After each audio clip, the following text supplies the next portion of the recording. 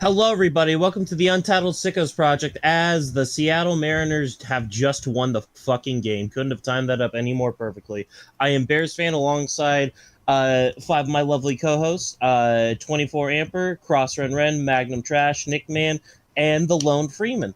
We'd like to thank you guys so much for joining in and watching this later version.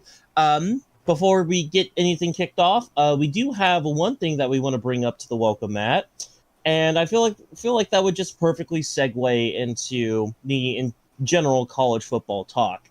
Um, no, I have to ask. Um, how are you feeling on Saturday now that James Franklin is no longer in the building? I'm coming in with no expectations, honestly. This season's a wash. I just have to wonder. Uh, Pardon me, audience. I always forget this. I always forget how to pronounce this guy's name. Uh, Grunkemeyer, or is it Yep, Grunkmeyer? it is Grunkemeyer. Yeah, I wonder how he's gonna do. Reasonable, but but yeah, James Franklin got fired, guys. Um, what a what a tenure! What a tenure, man! This look, man. I get the UCLA loss really stung, but at least you could say they were on the road. That Northwestern game, you had no reason to lose. Absolutely none. You should have kicked their ass. And the worst And part now is Penn Aller's State done held for the the lead. season. Aller's Yeah, done for the season, and likely that's the last time he's gonna play in college. God, I don't know what's gonna happen to this dude's stock. he might. I mean, I think he's just gonna. I think he's gonna hit the transfer portal or something. I think. Probably. I don't know, man. I feel like at this point you gotta like if you hit the transfer portal, you're gonna be betting on yourself again.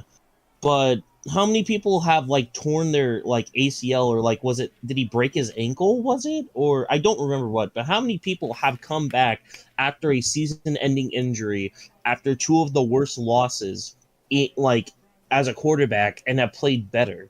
I think I mean, his there was It the was, better it issue. was a The left issue. ankle. Left uh, ankle is the ultimate Left was the ankle. diagnosis.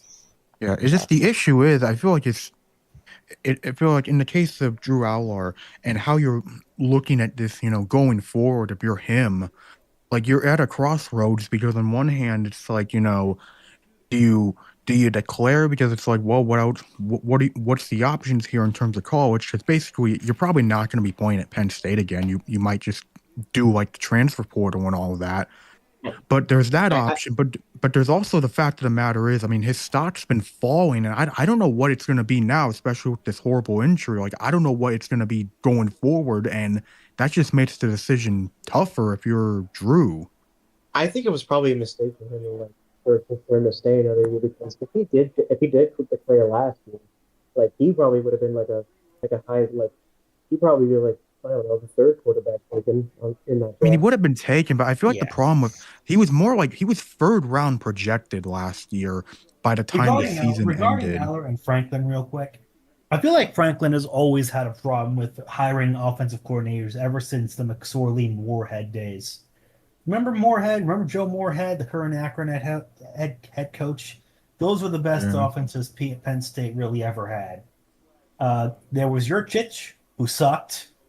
Kotelnicki, I loved at first, but he's gotten so stupidly cute with his play calls. Aller is a gunslinger who does not sling the ball. It's kind of ridiculous. Yeah, he the best way I can Three describe options on fourth downs. Like, what are we doing? like he doesn't really his play is just very confusing because he has a decent arm and he can make plays with his legs. I just don't get why he doesn't try to convert. Why he didn't try to convert to more of a like Russell Wilson-esque play style where he's scrambling out of the pocket and trying to get open receivers. I didn't really see him scramble a lot when I watched the Penn State games. Well, I think a lot of it's just that he's not. I don't think he's like coming into like his strength, and I think that's been a big thing about Allen this year. Like, I don't think that the coaching was correct, and at this point, like, it was like it was so clear, like everything was lost, like no one wanted to be there. No, Yeah, Yeah. I mean, on the topic of Allards, like, I've seen, not to this extent, but I've seen a similar story where there's a quarterback with a good amount of hype that, has like good fundamentals. Like, I mean, in terms of like what like draft people, like draft analysts, they really like when they see a quarterback that's tall and big, because it feels like ever since, and I brought this point up before, especially around draft season, but ever since Josh Allen got drafted, it feels like every year analysts look for, or like the draft gurus always look for someone that's like, tall, big, and has a good arm to work with. And I feel like that was what I heard a lot with Drew Allar, especially after last year's Big Ten title game. But this season, it just felt like all the progress that he made, like last year, seemed to really have just gone to the wayside. And I feel like his frustrating play, it kind of reminds me in a lot of ways of a lot of what I saw when I watched Will Levis at Kentucky. It reminds me a lot of Ooh, that. that I see the similarities between them now, kind of. Yeah, like it's not a That's really direct like close. one-on-one comparison, but I see some similarities between the two. And on the topic of James Franklin, like it just felt like this was bound to happen. Like it was pretty much inevitable after the UCLA game. Like it was pretty much inevitable that it felt like something was going to change.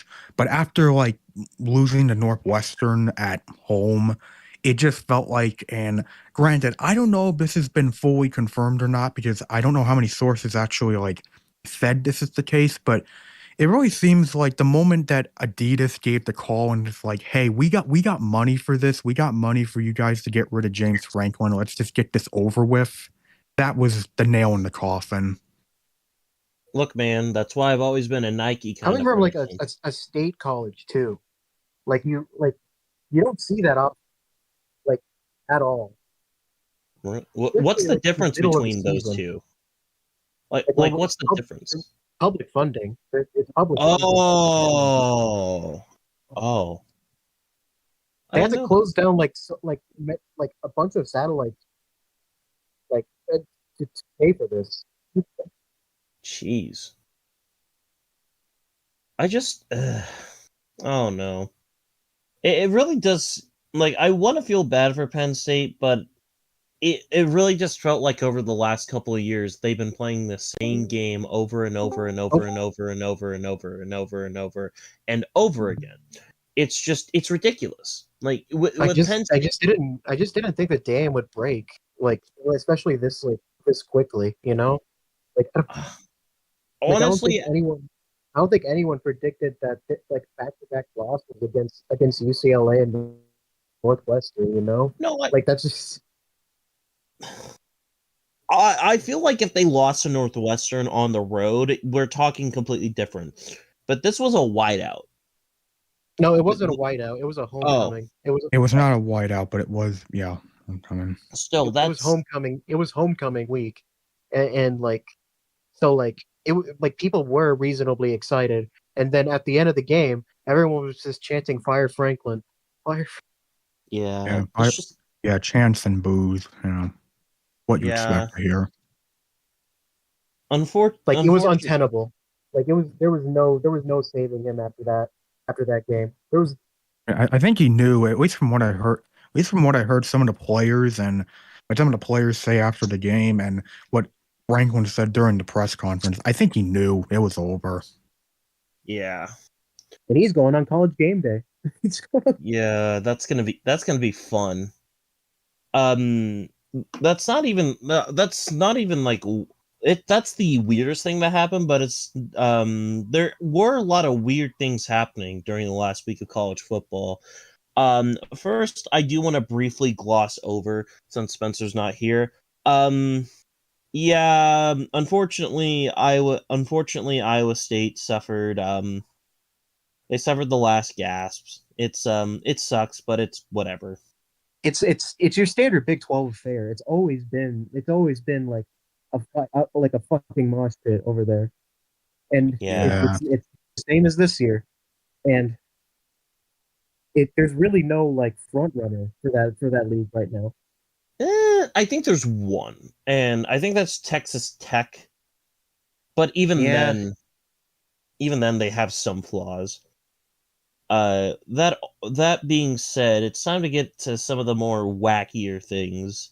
For example, the fact that BYU and Arizona went into double overtime. That was that was something. Yeah. Like that entire game was pretty good, all things considered. I'm surprised that BYU went up in the rankings for winning that game instead of going down, because not that I I mean think it was a come Arizona's from bad. behind. It was I mean, the thing with BYU is it feels like, especially going back to last year, they have found so many ways to just claw victory from defeat and all that. They've found ways to win those type of games, and BYU. I'm not surprised that they were able to pull off another victory like that, because it feels like BYU just they have they have the resilience to just pull off games like that. And I guess AP just it's like they know. I think AP's fine with it. Like they know BYU's fine, and they can pull off wins like that. So they'll move up. That's fair. That's fair. It, speaking of more Big Ten play, yeah. It ASU. also helped. Oh, go ahead. What'd You you had say? something else to say. No, you go ahead. I'll get to my next point after you. Oh no, it's fine. It does help. Like there was like a bunch of like Tom fuckery like in this week as well. Like it's just Yeah. Yeah. Other Big 12 shenanigans. Arizona State got beat bad. That was bad. Yeah, they were without their starting quarterback. I was yeah. not surprised Leva was hurt, and that he Levitt was was basically hurt, what's and keep. and Utah's a pretty good team, and yeah, that especially at Salt Lake, they were not winning that game. They were Yeah, not. Yeah, I just didn't think 42-10. They're off the rankings completely from that loss. yeah. I mean, again, is like a big reason why that team is still being held together, especially since the absence of Scadaboo is really showing. You know, the I mean, absence. granted, I don't think the thing with Arizona State. I mean, granted, it also doesn't help that Jeff Sims is also just he's been on a bunch of college football teams for a reason, and that game showed why that was the case. I mean, the thing with Arizona State, and I really noticed this after where are they? Like after the Mississippi State game, yeah, a lot of it is love it. Like you definitely need love it out there. But honestly, I mean, especially considering that Lovett is still a big part of that run game. And granted, the run game's been fine. It's just Lovett's been a big part of that as a dual threat quarterback, and just not having him out there and having to rely on Jeff Sims it just wasn't going to work. Yeah. Well, barring any other Big 12 news, we will go on to a bigger clown show known as the ACC. The Yellow Jackets are pretty good. The Cavaliers are pretty good. The Hurricanes are losing, I think, right now.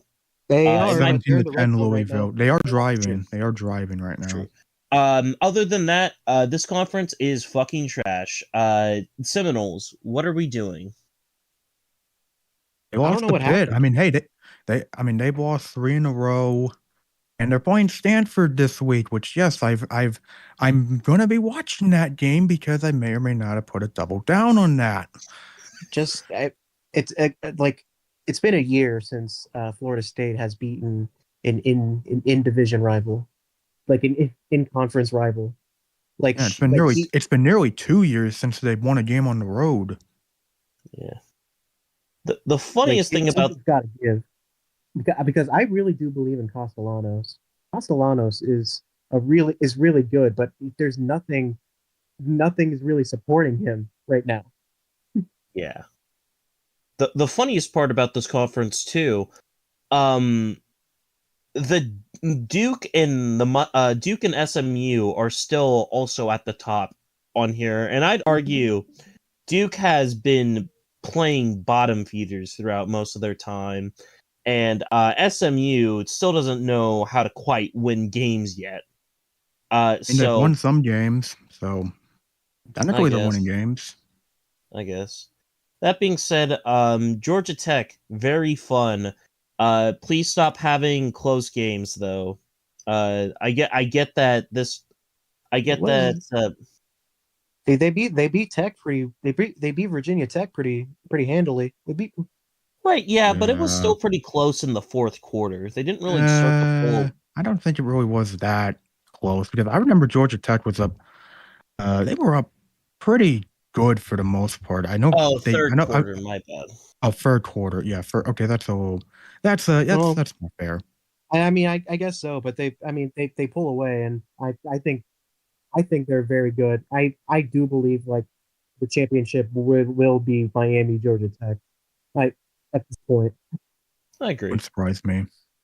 Well, while we're at it, let's get to the SEC and talk about those shenanigans. I need Ole Miss to fail harder than any other team has ever failed in my life because when they can barely beat Oregon State, like Washington State. Yeah, sorry. It's like barely like if you can like, I think they're just I think they're just practicing they're practicing for Georgia. I'm pretty sure at this point, but like, at the same time, like they're almost losing to Wazoo. Only like the member of the pack too. Like you're losing to them. You're losing. Not to mention, too, this team almost lost to Arkansas earlier in the year, too, and they almost lost to Kentucky as well. Like, those were still relatively close games. Yeah, I mean, granted, I feel like for Ole Miss, I mean, they still did like they still beat like teams like LSU and all of that, and they've had some legit wins over the past like year or so. So I do feel like Ole Miss is still one of those teams, but it just feels like Ole Miss there is some flaws with if a top team is able to expose them, then they will be in good position to beat them. I mean, LSU from what I see is like the only true quality win they have right now.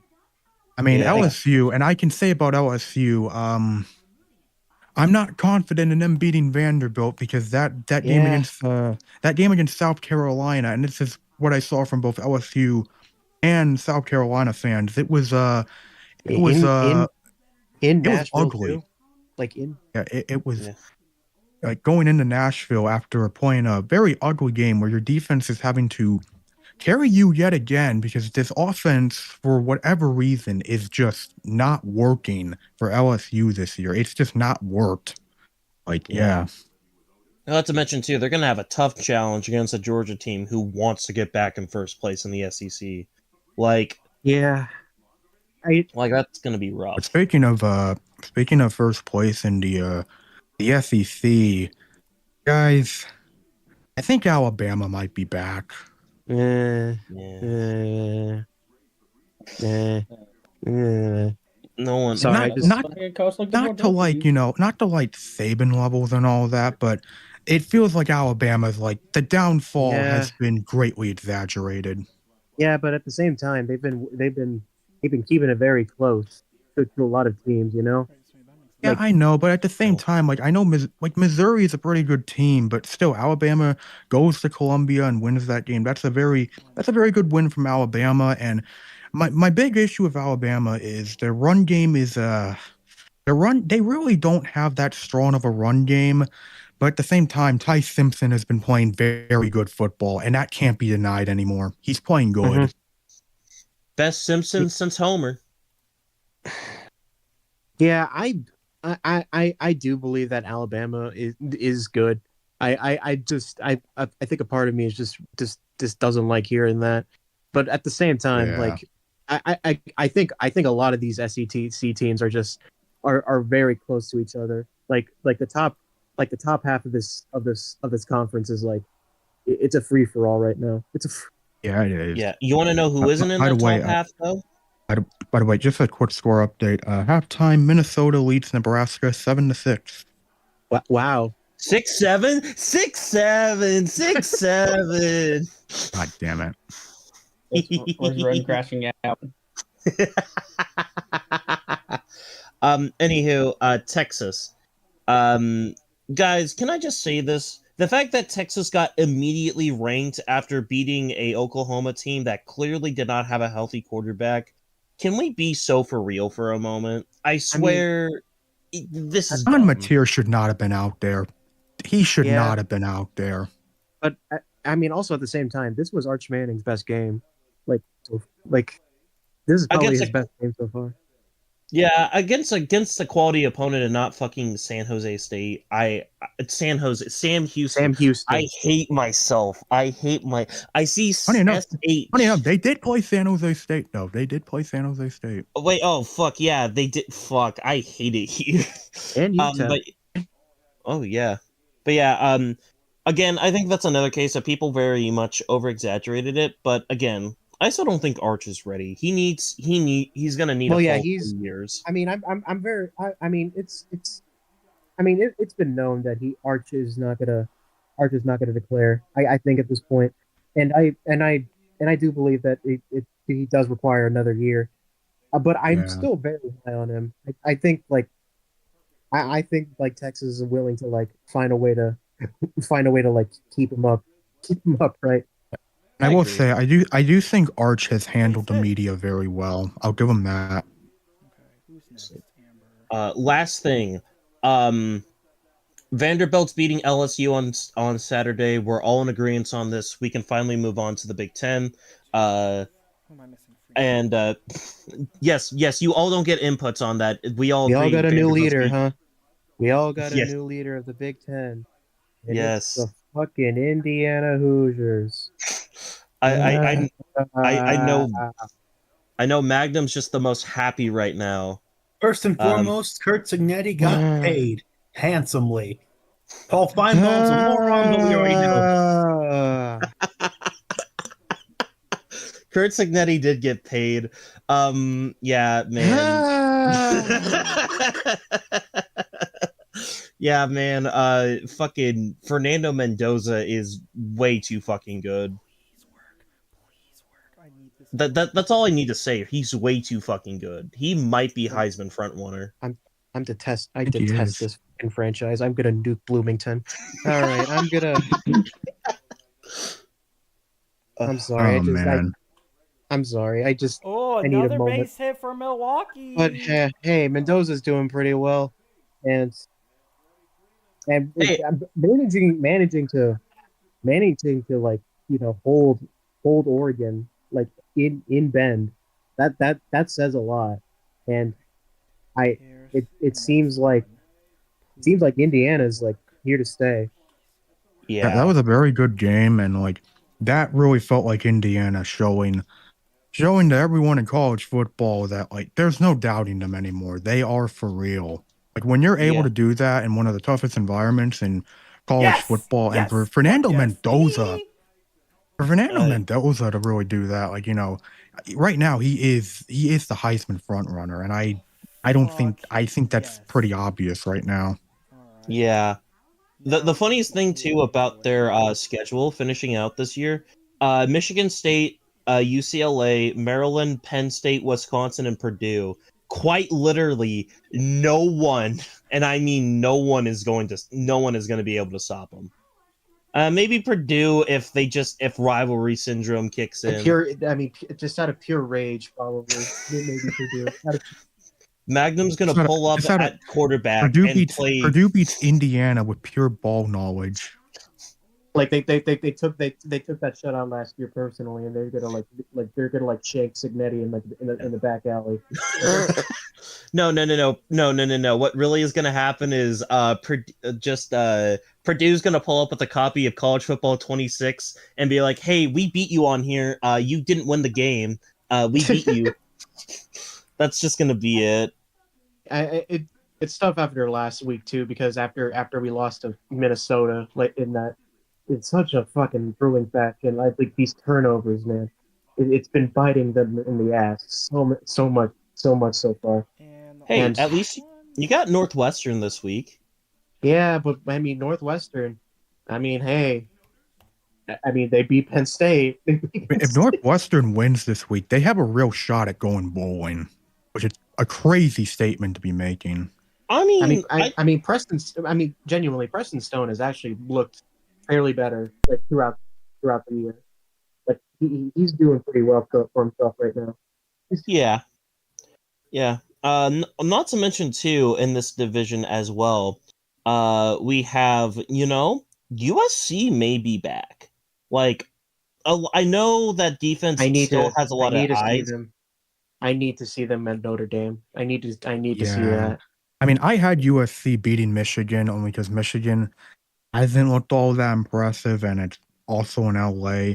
And USC played a very strong game, and I think USC can be a pretty good football team this year. But for me to really say USC's back, they got to beat Notre Dame at South Bend, which they haven't done in a very long time. Still, I think it's possible. I do want to say this before we move on to just briefly gloss over one quick thing. I looked at the rest of Ohio State's schedule. Yeah, from the looks of it, it is just going to be Indiana versus Buckeyes for the Big Ten championship, and that's going to be such a good game.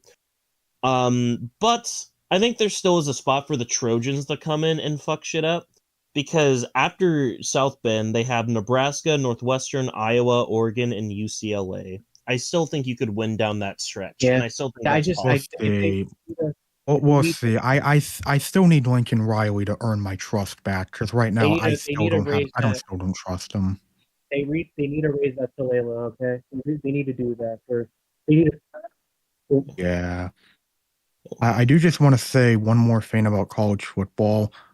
And granted, we kind of touched on this about, James Franklin, but James Franklin was not the only head coach fired this week because Oregon State fired their head coach, Trent Bray, which was not a surprise to anyone that had paid even slight attention to Oregon State because, my God, that was a horrible football team. Yeah. I agree. And Worst start since UAB, 1991. UAB. and yep, UAB is free from Trent Dilfer. Trent Dilfer. Trent. Dilfer, my God. Look, man, the Dilfer can no longer be a menace to Alabama. But the last thing I wanted to touch on, I feel like we just have to mention it because of it. UNLV versus Air Force. Fuck this game. In all honesty, it's one of the greatest games of all time. Fuck this game. Fuck this It was game in beautiful. particular. It was Man. It's fucking beautiful because you beautiful. won. Fucking Air Yeah. Force. Yeah, it's beautiful because we won. Exactly. Yeah, it's like I'm watching peak Big 12 football. It's like I'm back in There was a 2000. combined 1,200 total yards in this game. Yeah. Defense was optional. Remind you, UNLV is undefeated right now. Can you believe Yes. that? They're Can the you worst 6-0 team I've ever seen, and I couldn't be happier because the last time the words UNLV and undefeated got said in football, it was over 30 years ago. Ooh. Yeah, It they got really it. is it really is hard to believe how far they've come since the days of Christian Arroyo. Yeah. Yeah. Man, I Not to can't believe it. God, I can't. Sorry, I can't believe. Sorry, I can't believe NIU is coming to the Mountain West next year, and NIU has looked like the worst team in the MAC. I, I shouldn't say that UMass exists, but still, it's Oh, I guess real quick, I did want to say that I do think UNLV can beat Boise State. I think that's a very winnable game for them, but since you brought up UMass, there is one more thing that I want to bring up. oh Um, yeah. Can we talk about the worst loss of all time? How the fuck do you get put belt to ass from Kent State? Kent State. Kent State. They have not won an FBS team against an FBS team in 2 years. Yeah, you want to know what the last team they beat? What? Who was it? It was. Oh shit! I think it's more than that. Actually, I don't think they've actually beaten someone in the last 3 years. Actually, let me look it up. To put it into perspective, how bad of a game this was. It was 42-6 at the end of the third quarter. It That was the final score, but that was at the end of the third quarter. Kent State had already finished their job. You might as well just forfeit at that. At this, you might as well. It was bad. Oh yeah, I looked it up. It was 2022 was the last time they won against an FBS opponent, and that opponent was Buffalo. Buffalo. Oh my god! Like UMass may genuinely be the worst FBS program in like right. Yeah, this is painfully bad. And you can't go back down because you got funds to pay. They got baseball money. It's fine. They got basketball money. They got basketball money. Okay. Yeah. Well, it's time to go into the meat and potatoes of our podcast. Baseball that we're going to be glossing over real quick. Yeah, we're not going to talk much about this because 3 of us are sad. And I think we know where this is going. I got choice. I got choice thoughts potentially. Magnum, what can you say in the nicest way possible about that series? I mean, goddamn, I knew that it was going to be a struggle. I knew it was going to be a struggle for them to play in Milwaukee. I didn't think it would be this much. Like, I didn't think it would get to the point where like that game 1 was just a pecking to death. Like, it somehow became like 8-1 in the fucking first inning. Sorry to interrupt, but touchdown Louisville. Lamau. Right. And it was just as hurtful in game 2. But I just knew that they would just bounce back in Wrigley. That noise really rattled them. Like them doing that Freddie chant, like that was aura. I fucking love that. But like, it's been the same problem as always. We just can't fucking get to their bullpen. Their bullpen is fucking. They're just elite over there, and and like having like multiple starters, like Aaron Ashby, like that man is just. Yeah, like he sucks. They played like the pitching was really the best, like got them, and it was clear at that point the Cubs hitting just couldn't solve anything. Only Michael Busch was the only consistent hitter in that entire series, but like other than those two, like everyone else went flat. Kyle Tucker can leave now. Like no one in Chicago wants him anymore, man. Like after he can that, get his money elsewhere. It's fine. Like, and I don't even hate the guy too. I get he got hurt. It happens. But you can't show up like that in the playoffs. Like, legitimately, injuries happen. I get it. You have to be better. Yeah, I think it was more just like considering how the season had gone for Kyle and the fact that, there was such a tumultuous, like August and all that for him, and then the injury afterwards where it just felt like some of the progress that was starting to be made for Kyle, where it felt like he was getting back to early season form, really just completely evaporated. And going into playoffs, he really needed a strong showing for him to really show the Cubs front office that, hey, I want you to pay me the big bucks to stay in Chicago. And he just wasn't able to do that. And granted, that happens, but at the same time, it's like, I feel like, especially in outfield, the Cubs really are in a position where I don't think they really need to get desperate with someone like Kyle Tucker and how he performed in the playoffs. You can just put Seiya back out there. Seiya's been fine enough to where, what? When they already have Casey in the pipeline, I think they're fine with letting Tucker. Yeah, I agree. The one thing that I will cap this off with saying with, if you want to know why I don't think the Cubs should bring back Kyle Tucker, the one thing that I heard all throughout the offseason was this guy hits home runs.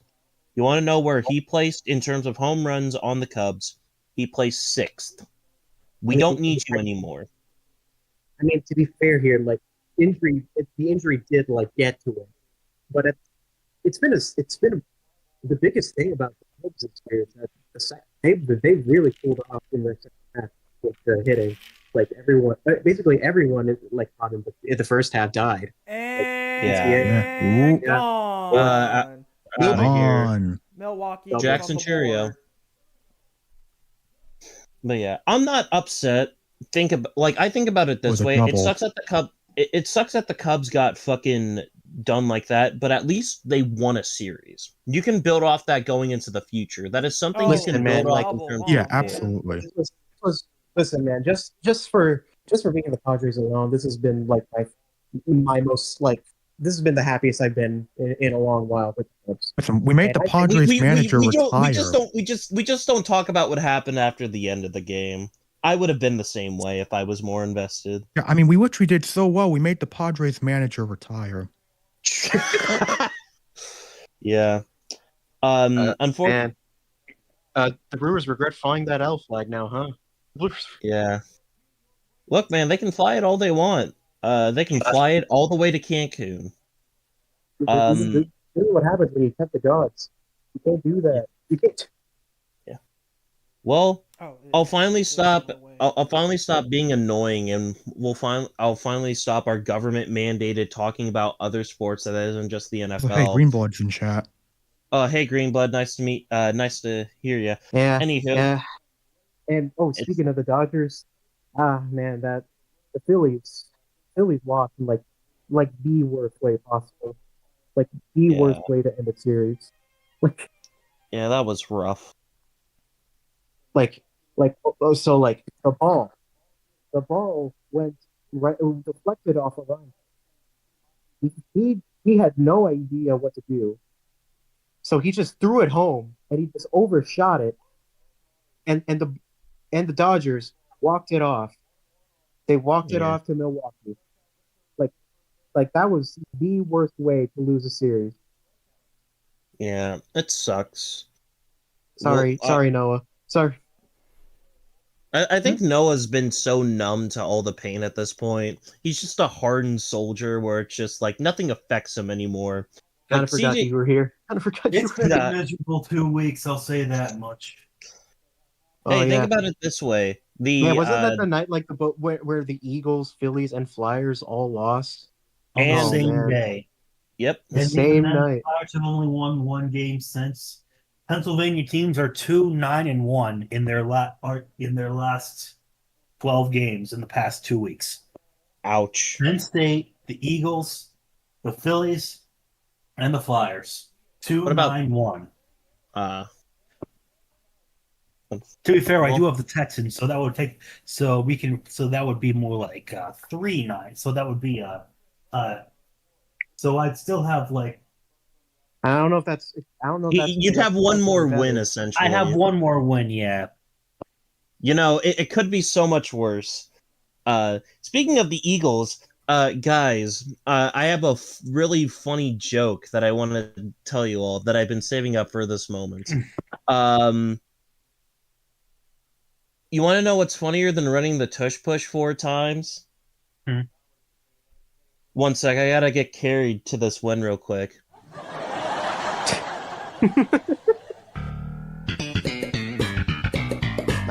I like that one. That was a good one. Yeah. I like that one. That Giants Eagles game. Holy shit, that was a phenomenal hate watch. Truly amazing. I think the flaws of the Eagles is becoming way too apparent right now. I think that there's just a lot of disconnect between like players right now, and I think that's like the downfall right now for the Eagles.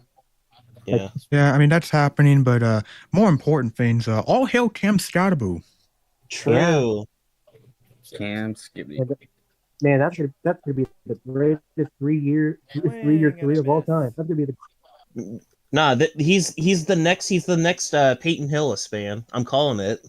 He's gonna be on the cover of Madden. He's gonna be on the cover. Yeah, and then he's gonna be washed on the fucking Raiders in like 5 years.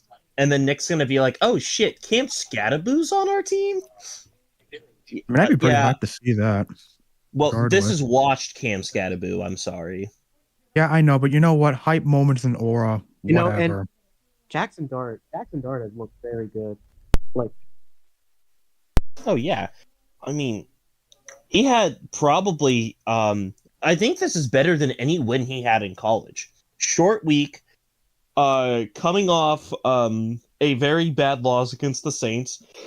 You want to know what he did? He relied on his run game. He made the throws he was supposed to make. He got 2 touchdowns on the day, and he played a very solid and efficient game. That's what you need to do to win sometimes. He played well. I fucking love this repeat. Also, my Carson Beck threw another interception, but got called my back for God. roughing the passer. My thumb is dislocated from my hand again with how much I'm pointing backwards right now. But yeah, it got called back because of roughing the passer. oh. Well, I guess while we're at it, while the game was funny, there has been some talks recently about some wide receivers being moved, and the Giants are in those talks. Fuck the Philly, we're not going to talk about them anymore because they don't deserve it. Do we think that the Giants might trade for a wide receiver this free agency? I mean, this during this period, because it really feels like they might. Well, who would they get exactly? Who's in the market? Who's on the Chris Olave, he's one of them. Jalen Waddle's also in the market. I believe basically everyone on the Saints are in the market. Jalen Waddle. Just sell everyone on the Saints, bro. Just sell everyone. I mean, Kamara said like if he gets traded, he's gonna be within Pena Coladas or something like that. He's gonna be like Kamara. He's just addicted to the grind, I guess. He's just addicted to the. Cancun Kamara is about to be his name once he gets traded. Because that's where he's going to be. But I think there's a shot. I really do feel like the Giants, especially after that win, I think we definitely overestimated how bad that team is. They're not great, keep in mind, but I do feel like they are a team that could be I don't know if anyone nuisance. really expected like the Giants to be bad. I mean, there was expectations for it, especially with how things looked early on. And now Carson Beck throws an interception. That one's gonna count. Oh my God. Yes. We're not taking that one back. Oh God. Someone get Malachi Tony out of there, dude. Get Malachi Tony out of there, dude. He's struggling. Carson Beck, baby, like he never left Georgia. I was waiting for the inevitable Miami collapse. Here it is, baby. Here it is. There were 2 Louisville guys there, and he threw it right to them. Hawk Tua? My God, Haynes King is the best quarterback in the ACC. What have you done? Never fire Cristobal. Never. But yes, I was told by Miami fans that Cristobal is actually good, and that was our defensive coordinator's fault as to why we lost. No Miami fan said that. No Miami fan loves Cristobal. No Miami fan loves. I heard a lot of Cope takes at the beginning of this season. Granted, they're all on Discord, so unfortunately, I can't bring them up as proof. But yeah, fucking the funniest thing that happened this. Go ahead. Yeah. Speaking of bad quarterback performances, is it time to talk about him? Russell. Different him. Is this referring to the Sunday games, Mr. Man? If you're thinking of a certain game that took place in London, yes. Oh, Nick, guys. I just want to sit here and say this real quick. As three former survivors of the Justin Fields experiment, we would like to say we warned you. We tried. No one listened. That nigga trash. I'm sorry. I'm being blunt. That nigga trash, bro. That nigga need to. I've been saying this all season. That nigga need to go to a different position, bro. That nigga is trash, bro. That nigga is trash. I think whatever. Remember when Falcons fans were trying to get Justin? And I'm glad we didn't. That nigga trash, bro. Bro, Oh my Desmond God, Ritter may be a he better is QB, bro. second ranked team in the country. Bro. Listen, No, like, I can't say that. I can't say that. I think whatever faith in Justin Field I had died on that. Oh, that nigga. Oh, bro, that nigga trash. Yeah, he look, man, to an extent, you can say that he got sacked 9 times. Okay, totally reasonable. Now, how many of those were because he held on to the ball for way too long? That's been Justin Fields' thing for That's like the the thing. longest time. The- That has been like one of the main issues in his game. He holds on to the ball for so long. Like he has no idea what to do with the ball.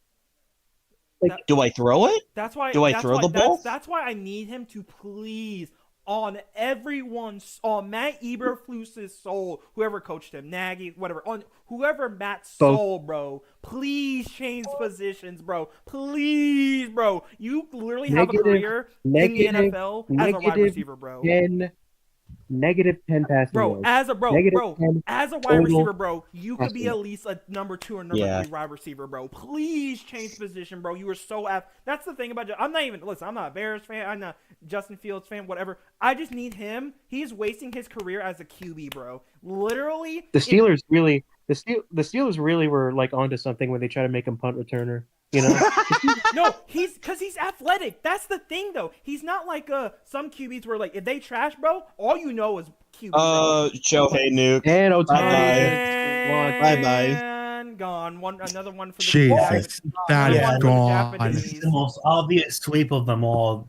Brewers haven't had a chance, dude. Yeah. Yeah, and Chad, speaking of updates. What's up? Speaking of updates, Louisville just turned the ball over. Jesus Christ. Okay, quick intervention. I love ACC football. Was every other team that the Brewers played bad, or are the Dodgers just that good?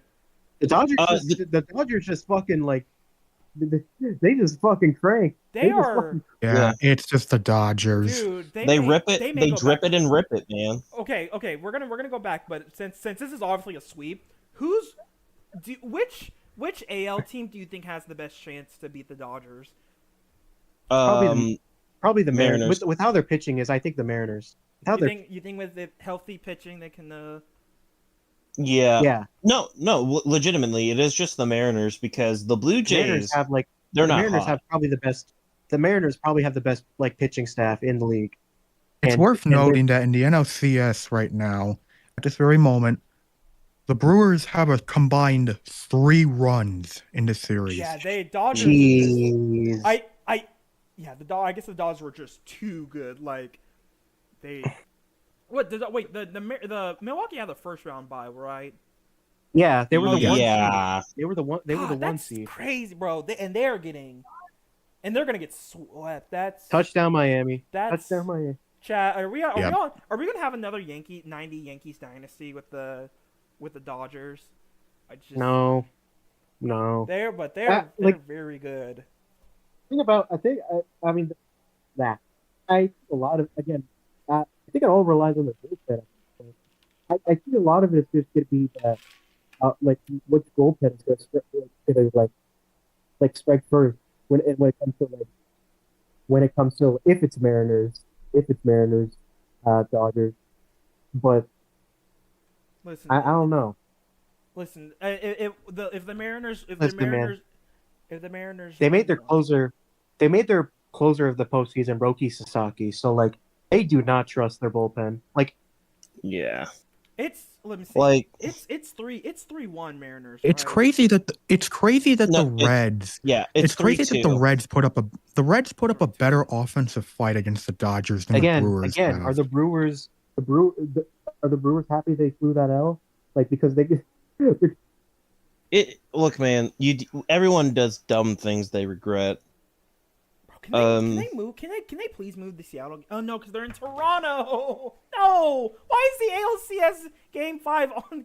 or game 6 on Yeah, Sunday, Hey. bro? Why I is it really on do. Sunday, bro? I'm trying to watch my team play. Why is the clinching game on Sunday, bro? Oh, I may call both games. Shit. What was up, Noah? I really do have to wonder if anyone's going to stand a chance against the Dodgers. Ever since the Diamondbacks walked them off, they really haven't struggled much at all. The Phillies did beat them one time this series. You want to know how I you don't beat them? I don't know I- how we beat Yamamoto, and that was Listen. a series I still think we could have easily won. The Listen, top like, three they- showed The up. thing- the thing You about gotta it get is the that they- offense going. You gotta get the offense going Yeah. against their starters. That's the only way. Yeah, They're top of the Yeah. order, bro. because the Like, Dodgers have the best rotation in baseball. I mean, like It's a with the super rotation, with the rotation of like Kirby, like Castillo, fucking who else? One sec. I'm looking them up. Are you thinking of crap? Why can I get Logan fucking Mariners? Gilbert? Okay. Yeah, Logan Gilbert, Wu, and Wu's coming back. So like, Yeah. it's been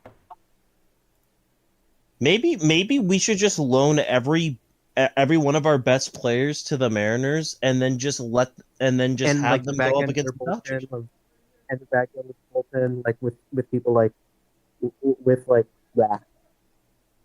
Because I'm just looking at this, like, in terms of like the Munoz. Dodgers. Yeah, Munoz. Like, in terms of like the Dodgers and the postseason, like, because people forget last year, like when they went on that World Series run, people forget they were down 2-1 against the Padres in the divisional series. They were on the ropes in that series. And then they proceeded to win 2 in a row and completely just knock out the Padres. And they've never looked back since because they look very beatable, like against Philly, and I think a lot. Yeah. And I think, and for Milwaukee's sake, I like Milwaukee's offense always fails to show up, and it's just yeah. So I looked at it since they were down 2-1 to San Diego last postseason. Their postseason record since that game is 18-4. Yeesh. them Dodgers are Yeah. very good at. Not to mention too, Phillies could have taken the game against they didn't win games the 1 or Dodgers. 2 is still depressing, man. They should've- They had to win one of those games. They had to. They could have beaten them in LA again too. I think a lot of people forget that. I think if that error doesn't happen, I think they probably go back and win that. Not only the error, if the butterfly error effect. doesn't happen, I think we can talk about it as to how they win that game. Score more than one run. That's all you had to do. Hey, butterfly flick. What if the pitcher threw It's to always first base? it's always been a boom or bust team for the Phillies, and like unfortunately when the team doesn't score home runs, like then this team then this team won't win. And now there's two of their big Schwarber's in free agency, and Castellanos is probably gone. Yeah. I think like of this core, I don't think this Phillies core is coming back. I don't think. Yeah. Yeah, it really is just. It's always been the question. It was asked a lot after last season. How many more chances is this core going to be getting? And we don't know. Down. Yeah.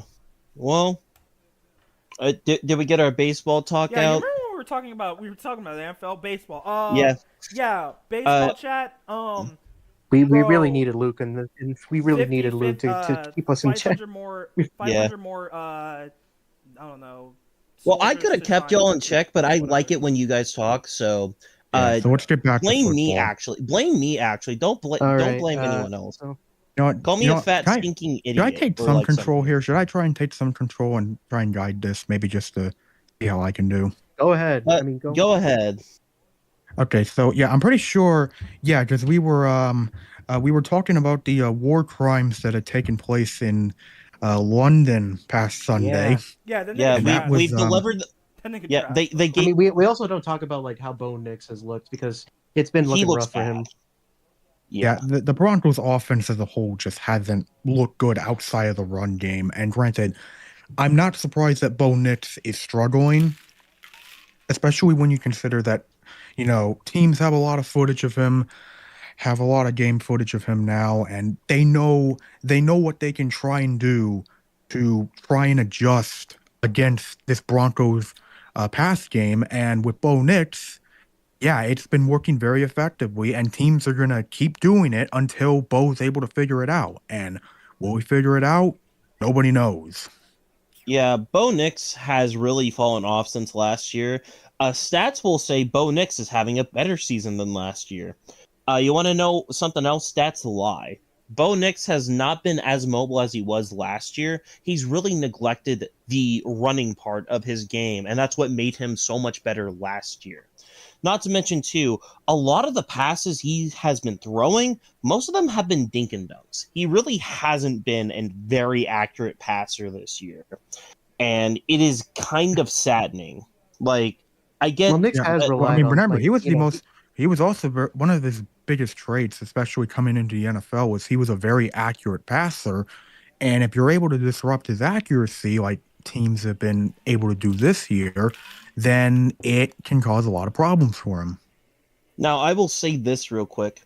I get now, if we want to stay the stats and everything, you want to know who has a better completion percentage than Bo Nix?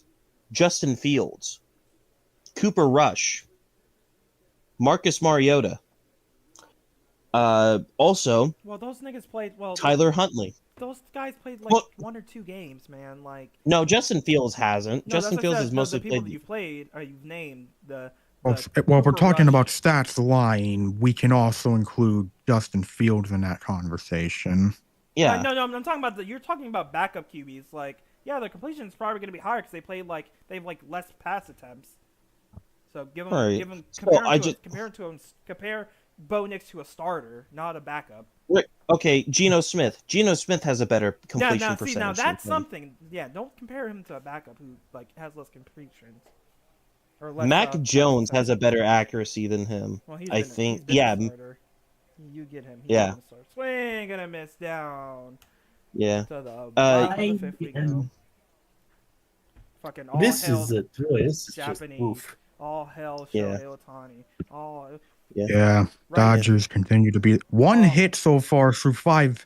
I feel like one thing that's Ugh. been overlooked over the past couple of years is that the Dodgers were always limited by the pitching staff being injured every single year. I think this is Yeah. the first time in a long time where they've actually had a completely healthy starting rotation, and it shows. Yeah, maybe we may be Yeah. seeing back. Well, it wasn't back completely to back. healthy at the beginning. It wasn't. Yeah, but that is the case I with mean, baseball. and I think their pitching. I think that problem's like kind of went to the bullpen. You know, like Yeah, like it like did. Yeah. like severe like injuries to like and underperformance from both like Blake Trinan and Tanner Scott. Like, and their closing situation is not really the best right now. So like I don't even think Tanner Scott's on the roster right now. Yeah. like Yeah. Clayton Kershaw is one of their relievers right now. Like Yep, he is. like they're very low on bullpen. Hmm. Yeah, it's not great for the bullpen, but when your starting rotation is as good as the Dodgers, you can take a bit of pressure off yourself. Speaking of teams with a bullpen, the Cleveland Browns. Yeah, Fuck, let's they get got a into bullpen that. of quarterbacks. Fuck yeah, Dylan I love Gabriel him. threw 52 passes, by the way. Why is that rookie? Why is he throwing? How many of them were over 10 yards? Well, approximately 23 of them were incompletions. Bro, he's getting eaten alive out there. Bro, how He's getting trash eaten is alive. Shedeur Sanders, bro? And if you want to know his true accuracy for passes over 10 yards, he is 4 for 14.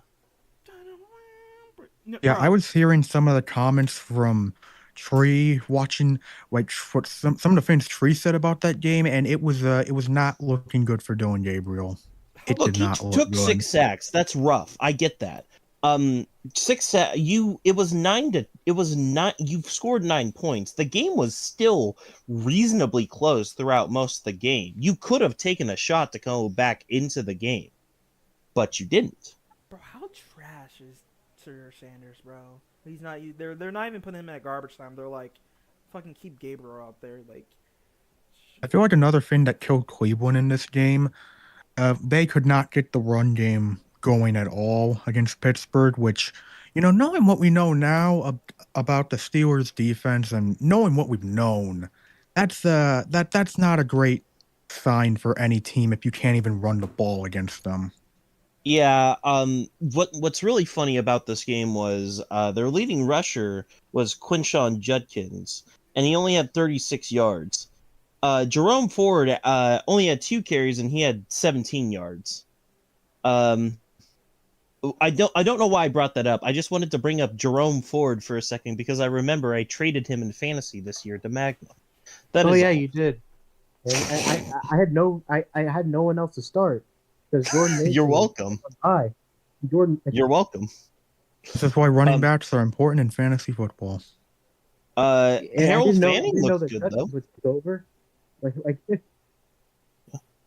But yeah, at least Harold Fanning looks kind of good. I think David Njoku is a potential trade candidate just because he is on the older side and probably out. But Cleveland has another decent tight end to round things back up. Tyson Campbell had his first game playing, and he forced a fumble, and that's about it. Everything else was kind of bad. Yeah, everything else can be described in the fact that the Steelers have already played this past week, and I have no interest in talking about them until the day we talk about that. this is Yes. a prize tool that'll help us later. Yeah, to quote the infamous Bears fan, spoiler alert: the Steelers lost on Thursday. Anywho, Steelers did one by doing absolutely nothing. DK Metcalf is still decent at his job. Who wants to get to a more boring game? Raise your hand and say, "Ooh, me." me. I love shitty football. I love shitty football. Good. How would you like Derrick Henry? That's not shitty enough. How about Cooper Rush? And That's got not it. shitty enough. How about Tyler Huntley? Snoop Huntley, Pro Bowler. Oh. Snoop Huntley, get his name right. Pro Bowler, bro. Snoop Huntley, get his name right, bro. Do No, not. I'm calling him PBS Huntley. Pro Bowl Snoop Huntley. Pro Bowl Snoop. PBS. That's his name now. Hard. And we're saying that. PBS Huntley. We're clip farming that one. That's awesome. That's a Yeah. man. Yeah. The fact that the Ravens had to go back to Tyler Huntley again, like it really. You want to know feels the like best part season about is that just game? Lost. Tyler Huntley had only 4 less passing yards than Cooper Rush, and he was only in for like 2 drives. He was only in for 2 drives and he got sacked 4 times. That's And crazy. back. Less than Cooper Rush. God. Wow, what a catch! What a The funniest thing about that game too, believe it or not, was Derrick Henry showing the world that he is in fact washed. You can't get a touchdown in goal line situations anymore. I mean, to be I'm fair, Nick- that the was- old they Henry, were, like, not the putting up- new Henry. they were like what pushing with like what Isaiah Likely or something like that. I think it was Mark Andrews actually. Mark Andrews, yeah, that's it. But same sentiment. You know what the sad thing is? The sad thing is that's probably still the second best game he's played this year. Fucked up. No, Ah. this game was bad. As soon as I started seeing shit like the Ravens have only scored a grand total of fucking 13 points and have given up a grand total of 21 points over the last 2 games. Yeah, like I don't know what has happened with their defense. I don't. They were without Roquan Smith and Kyle Hamilton, so those are two very much impact players. I mean, but granted, I don't even think you can blame the defense for this one because your offense scoring just 3 points, like, god damn. if the defense lost them that game, the offense lost them this game. I think it's just And I thought Cooper back at the Cowboys, I thought Cooper Rush was like a solid like backup, but like I don't know what's happened. I don't know. I'll tell you what happened. I think Jim Harbaugh. I think John Harbaugh. It's Oh, John. John. Baltimore. It is Fucking hell. John. I don't think he's a bad head coach, but I do definitely think he is one of those guys who definitely got extremely overhyped due to the people that he can find. You know, he may just be a good scout for talent when it comes to coaching, and that's okay. He may just not be a great play caller. And granted, he's not the one. Granted, John's not calling plays, but I think John as a head coach for the Ravens it's clear he's past his expiration date. Yeah. I Rams don't only- know though. Like, will they? I don't know if they'll fire him. I don't know Not if this they year. will. I don't know if they will, but I mean, all I know is Ravens fans want it to happen, but I don't know if it will happen. If you want to know a damning stat from this game, the Rams held the ball for only 22 seconds all game. I mean, 22 minutes all game. I was like, damn, they fucking one play touchdowns all the whole game and then nothing. Yeah. The Rams also turned the ball over, so this is just 100% a loss that is completely on the Ravens defense. I mean, on the Ravens offense for not even showing up. Unfortunately, that is still not the shittiest game from. No, that game didn't get played until then. Okay, guys, we get to talk about good football now. Everyone gets to clap now. Yay! We'll get to talk about the least interesting one of the bunch. Seahawks Jaguars. Sam Darnold is good. JSN is good. Jaguars suffer another tough loss. Both teams are still very good. Sam Darnold would be a top quarterback if he didn't just collapse under blitz. That's my take here. He has an incredible arm, but when people just blitz him, that's what happened with the Lions and the Rams. That's how he struggles as much as he does. Yeah. Well, the Jaguars couldn't really get to the line today. I mean, I think he only got 1 sack on the day, and as for total pressures, I don't know where it said it, but he did get hit 4 times. Yeah. Meanwhile, Trevor Lawrence got sacked 7 times. Wow. Yeah. These teams fucking suck at pass protection. As you can see, we can see an offensive line so atrociously bad at protecting the quarterback. Also, I said this joke on Wednesday, but there was also a touchdown to Brian Thomas that was called back because Travis Hunter thought he was playing defense and not offense. It's okay, Travis. We all make rookie mistakes. It happens. Also, Tim Patrick caught a touchdown. You guys remember him? He's on the Lions last year. Yeah. For him. I remember him solely because he had 2 back-to-back ACL tears during training camp on the Broncos, and then he somehow went to the Lions and was good. I think Seattle is a sneaky top 5, maybe top 3 team in the NFC right now because that coaching staff and that defense is phenomenal. Not to mention too. JSN, now that we're 6 weeks into the year, statistic-wise, he is just wide receiver 1. Puka Nacua, Justin Jefferson be damned. He is showing up and he is getting those numbers up. I believe he has over 700 total yards to start the season so far. Let me take a look. He's at 696. Yeah, he also has 11 rushing yards, so his total on the year is 707. So, yeah, the only thing that he really isn't doing is scoring touchdowns. But hey, he's pretty damn good. What else? Oh, we could say this. Freeman, how do you feel about Seattle's running game? like the easily the best part of our offense, other than JSN, is like for the past like the post Wilson era, like as early as he left and as late as like the 2022 like wild card appearance, I haven't seen this team like win through like through their sheer strengths in in that span. Like it hasn't happened in quite a while.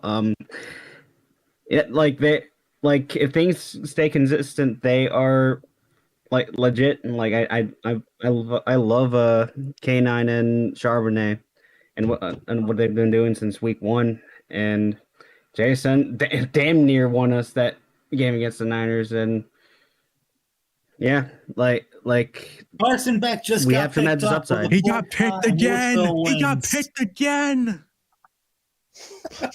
Oh my god, You- dude. Of course, I'm sorry, Freeman. Once again, an interception has once again ruined your spotlight. I don't remember him talking when he got last pick, but No. This was a subtle nod to throwing it at the 1 yard line, as in like a. as in like- oh, that was over 10 years now. God, we need. Get better God, we need material. to go back to God, Chip. we're aging. God, we are aging. Oh god. God, welcome to the well- unction.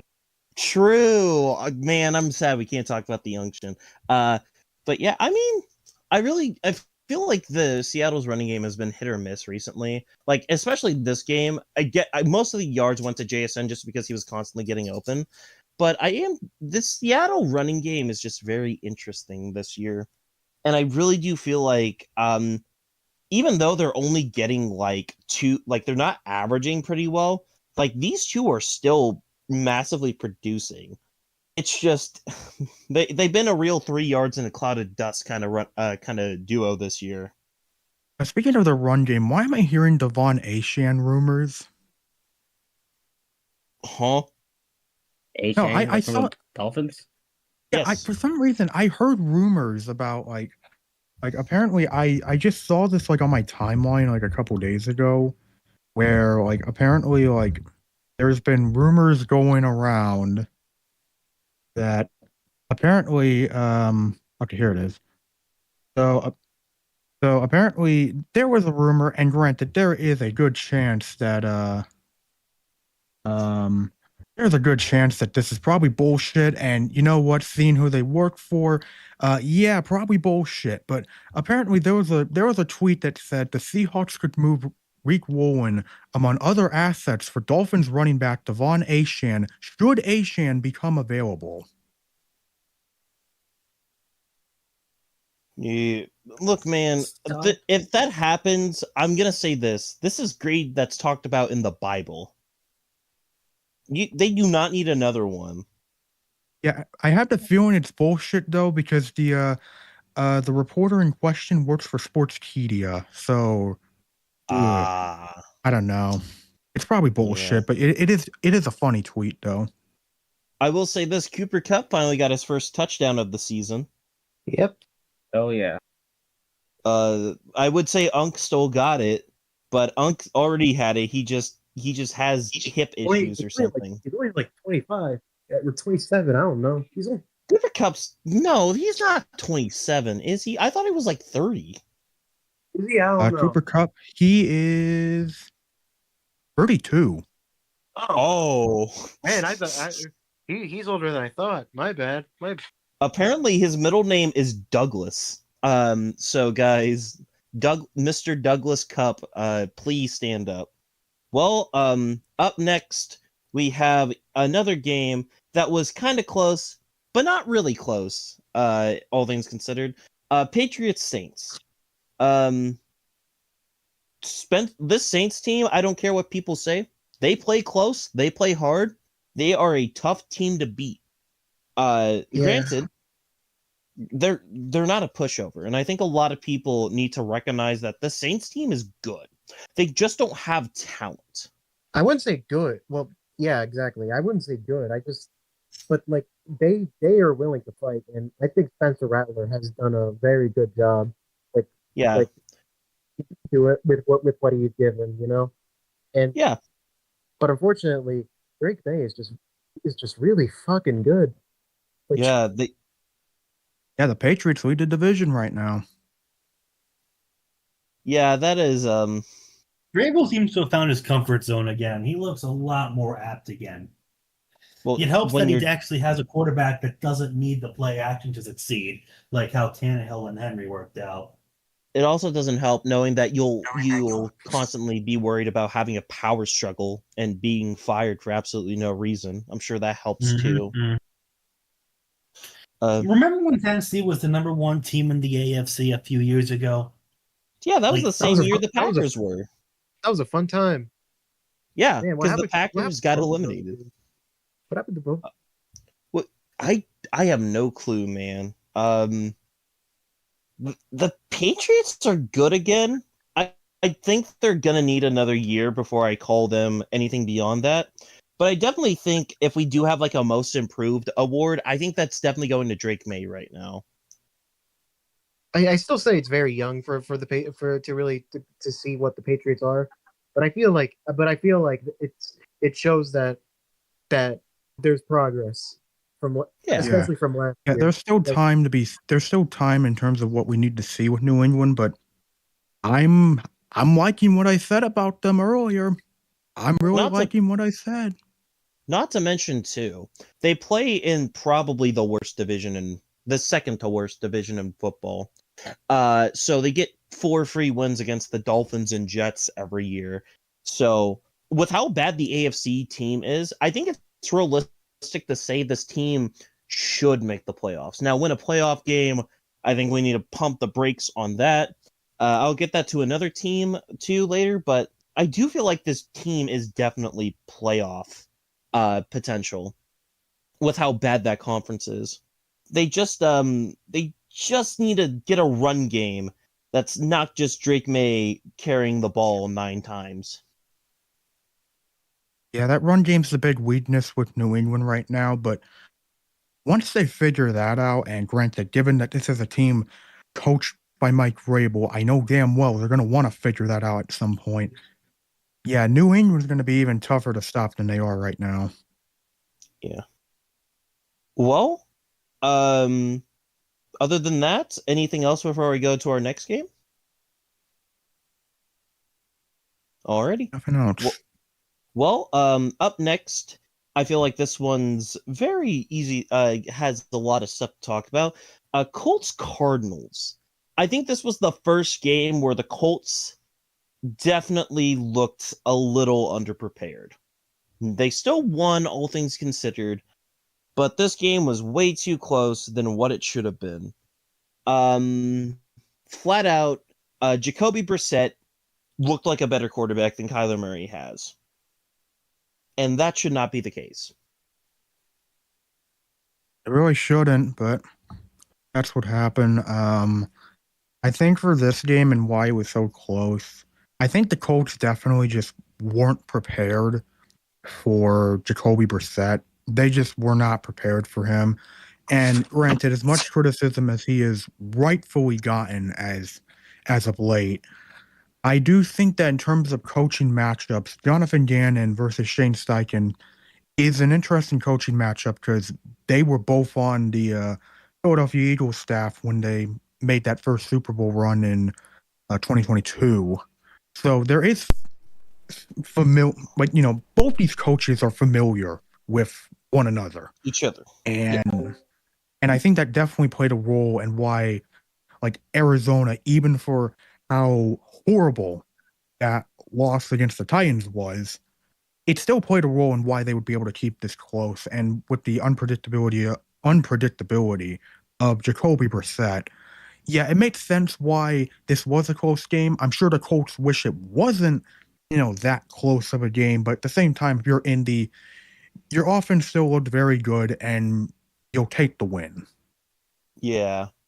And once again, Daniel Jones did another good, not great game, but he still did enough to win. And also, Jonathan Taylor is very good. I need Tyler Warren to stop existing though, because he is taking snaps away from my Pookie Bear, Michael Pittman Jr. I have fantasy games to win right now, Tyler. I am 2-4 in a league where damn near everyone is the same. Daniel Jones, if you do not throw the ball to Michael Pittman 40 times next game, I'm sending in the bombs.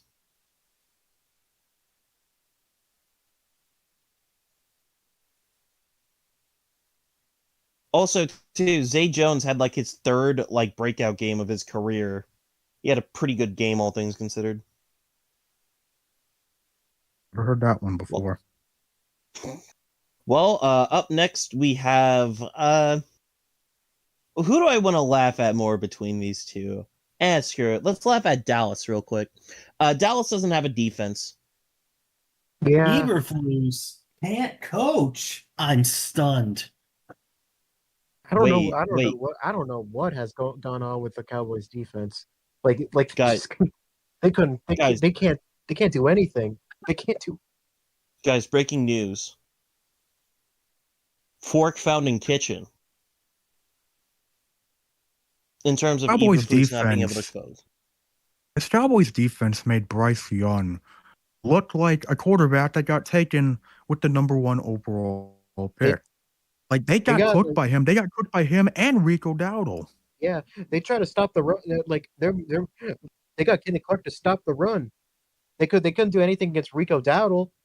So they couldn't do 216 total rushing yards for Carolina. The former Cowboy, Yeah, the funniest part about this game too, Tech McMillan only had 3 catches, but still got 2 touchdowns. Yeah, this Cowboys defense can cover for shit. But the funniest thing is too, they still have a shot because if anything, they're the only team that can prove that no matter what, they can get their offense firing on all cylinders, and they get CD Lamb back this week. So Yeah. But also, I don't think it's. But also, Yeah, until then, though, poor Dak Prescott. His team sucks. Yeah. It's also going to be hurt. It's also going to be bad because that Trayvon Diggs, he's not going to be playing this. He's not going to be playing. Out. Yeah. All this is just to say, Dak, I know how it's Dak how is it trying feels his right now. damnedest. He is trying his damnedest out Is there. Dak Prescott the new no help man? Look, Joe Burrow died, and Dak took up all of his aura. George Pickens has really picked up the slack with CD gone. He has been doing very well. Woo, but other than that, these two are basically the only thing that they have going on offense. But you guys don't get it. You guys don't get it. We're gonna be a different team without Micah Parsons, bro. Jerry Jones, 101 Jerry Jones. Hey, I think you need to hang it up, Jerry Jones. I say, Jerry Jones. I say this for your safety, because we saw what happened. He's not gonna listen, man. He's not gonna do that until he dies. All I'm saying is, Jerry Jones, whatever college is near Dallas, do not go there. Do not have a meeting at some college, because I'm not gonna say the name, but on September 10th, 2025. We saw what happened to someone who doesn't really have a favorable opinion to a person that doesn't have a very favorable opinion on African Americans and just people. Jesus, Jerry Jones, for your safety, do not speak in public. There's going to be some Dallas fan that says, "I'm tired of this shit." So just remember. So we know how we say never forget September 11th. Never forget 9/10, Jerry Jones, because that could be you. If you do some fuck shit. Just saying. Yeah, crazy. We've never seen that happen in Dallas before. Certainly not. Yeah. You remember JFK, man? Yeah, Jerry Jones, do not go outside, actually. Just don't go outside, bro. Do not get JFK, dog. Just do not get John Fortnite Kennedy in public, listen, dude. Because there could be a road Dallas fans that'd be like, I'm tired of his old ass, bro. Jerry Jones, you have fucked the Dallas Cowboys. You have fucked the Dallas Cowboys. You have fucked the Dallas Cowboys. this, bro, Jerry Jones, bro, pack it up, Uncle. Pack it leave the game has been past you, bro. The game of football. No, the game hasn't just left him. The game has married and has like 2 children. Listen, and has cut off all chat, ties with him. chat, the game it's- isn't even in contact with him. Blocked on all social It's media. sad to say the Dallas Cowboys would be a better. Just insert what CM Punk said is that maybe the WWE would be better once McMahon dies. The Cowboys will not be a better team until until fucking Jerry Jones leaves. But it may get picked up by his fucking I don't know who's next in command. Doofus son-in-law. Yeah. So yeah, Jerry Jones. Why would you trade Micah Parsons, dumbass? Anywho, guys. Up next, we have objectively the funniest game of all time and a clear definition as to why no one in the AFC is really good and why they are the crying baby of the NFL this year. Chargers, Dolphins. Man, Boy, the Chargers have been such a disappointment ever since Chad, the 3-0 the Chiefs are start. going to win the division because every other team in that division we thought were going to be good sucks ass. The Chiefs are going to win the division again. They're not even Chiefs. Look, man. The Chiefs are back, man. Devon Achane, man. If I'm him, I'm calling my agent and I'm like, please, anyone. I go to Cleveland. Actually, no. He's like, Now don't go anywhere. to Cleveland.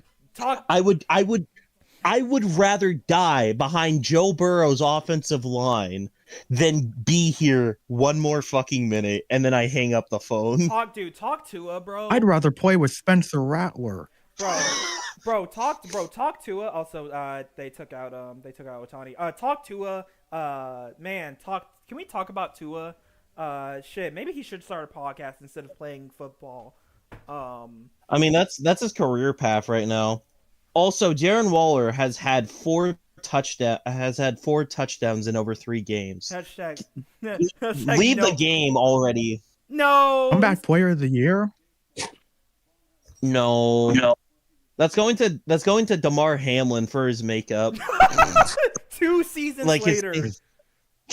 Yeah, this is his makeup award. It's like the fucking it's like the Josh Allen MVP. Gonna do it this time. Exactly. God. Look, I got to watch this game. I'm very happy I got to watch this game because it was genuinely a fun game of football, even if the fun in question is kind of a lot of shitty football, but a very fun kind of bad football. Why would you swing I mean, the that, Chargers Dominic? pretty much just got bailed out by Justin Herbert and Vlad McConkey here. Like they really, he got bailed out by Tua too. They got bailed out by Tua. I think it just shows like how battered the Chargers are. Like they are dying out there. Look at who their running backs are right now. Yo, Mekhi Becton is starting in 2025, guys. He was starting. He was good last year. No, like he was like. Oh wait, no, it was Josh Hart. That's the guy I was thinking of. Josh Hart. Yeah, Josh Hart. Wait, no, not Josh. Bobby Hart. Bobby Hart. Josh Hart's a basketball player. Oh, my bad. Like at this rate, Josh Hart should play on the Chargers O-line. What's the worst that can happen? But my God, look at who they are having to run at running back here. Oh no, my favorite part about all of this was the fact that Ladd McConkey finally caught a vibe, and by catching a vibe, he caught a football, and by a vibe, he got in for a touchdown. Yeah, he needed this shit, man. He was doing nothing all year. He was shaking ass in LA for the most part. Was he? I thought McConkey was doing pretty well lately. Oh no, these last 2 weeks he's been fine, but to start the season, really didn't. He's fine. I mean, yeah, he's fine now, but a while ago he was just shaking ass because he only had 1 catch against the Giants, and yuck. I mean, all I'll say is that the only thing worse than Tua is the Dolphins' defense. Because good God, that defense is horrible. Yeah, they have a pass rush. Unfortunately, those pass rush have the plus mark next to their name, designated for injury every single fucking year. To first double play. Yeah. It's gonna be it's not gonna be Damn, too that long nigga until fat, Bradley bro. Oh Chubbs my and god, Jalen bro. Phillip gets head Damn. out. Bradley Chubb and Jalen Phillips needs to get the hell out of there ASAP because I know their ass don't want to be there anymore. I don't think anyone wants to be there. Anywho, guys, real quick, I just wanted to say real quick, let's get this game-winning drive. Oh god, I threw an interception. I think this. I think this. I think this. I think it's just funny. Like, I'm sorry, how Tua's like just throwing people under the bus, talking about like no one's showing up to team meetings. Where's the leadership? Like, you're the quarterback. You're the. Well, Magnum, think about it this way: you have Talk Tua. You just have to wait till the Falcons play. I mean, until the Dolphins play, and then you get to see Tua talk. It's basically the same amount of drama. By the way, since we're talking about the Dolphins, and we mentioned this team while talking about them, who's ready for Dolphins versus Browns? We're in back. the shittiest conditions possible. My brother in Christ, I'm going to be watching that game in the same way. Shit, football. To quote someone from the Blue Collar Comedy Tour, Ron White, in order to watch this game, you have to be naked in a beanbag chair eating Cheetos in order to hate this game. And Yes. Yes. we have a 4-4 tie potential. We might have the first ever 4-4 tie. We just have to hope for the conditions to be dog shit enough to where it's eligible to play, but not dog shit enough for them to cancel the game. You also have to hope for no lightning. Fucking boom. Well, Fucking. this is normally the part where we talk about all the good 3:00 games. There really wasn't one.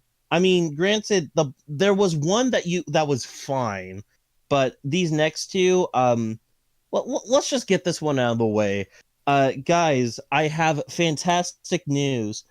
Celebrate good times. Brian Callahan has been publicly executed in Tennessee for all to see.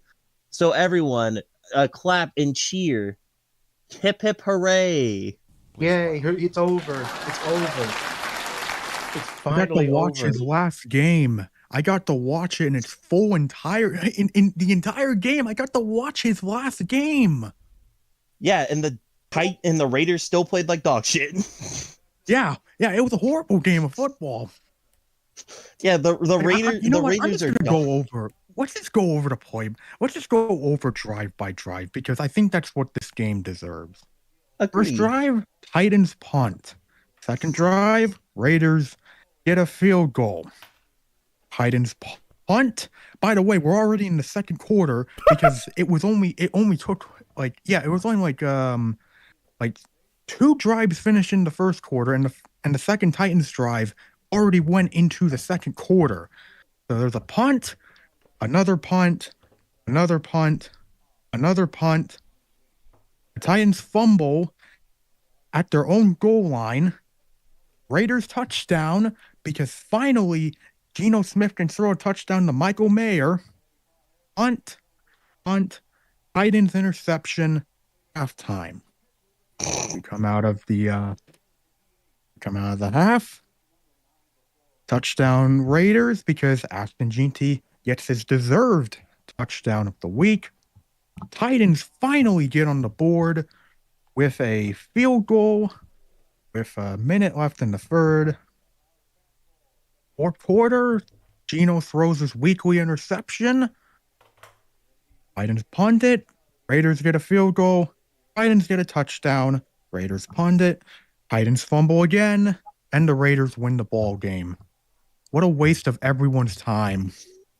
The worst part is Cam Ward at stat-wise didn't even have he didn't even have a bad game. He played probably his best game stat-wise. It's just he had 2 very bad fumbles and then that pick. It's just look, man, Brian Callahan is gone, and thank God, because now finally Cam Ward won't have to die anymore. Guys, you're about to see that Otani's going to do it again. Oh God. Oh Well, my well, God! The bye-bye. Japanese do it a fucking again. Like a fucking. Oh my God! Why? You know what?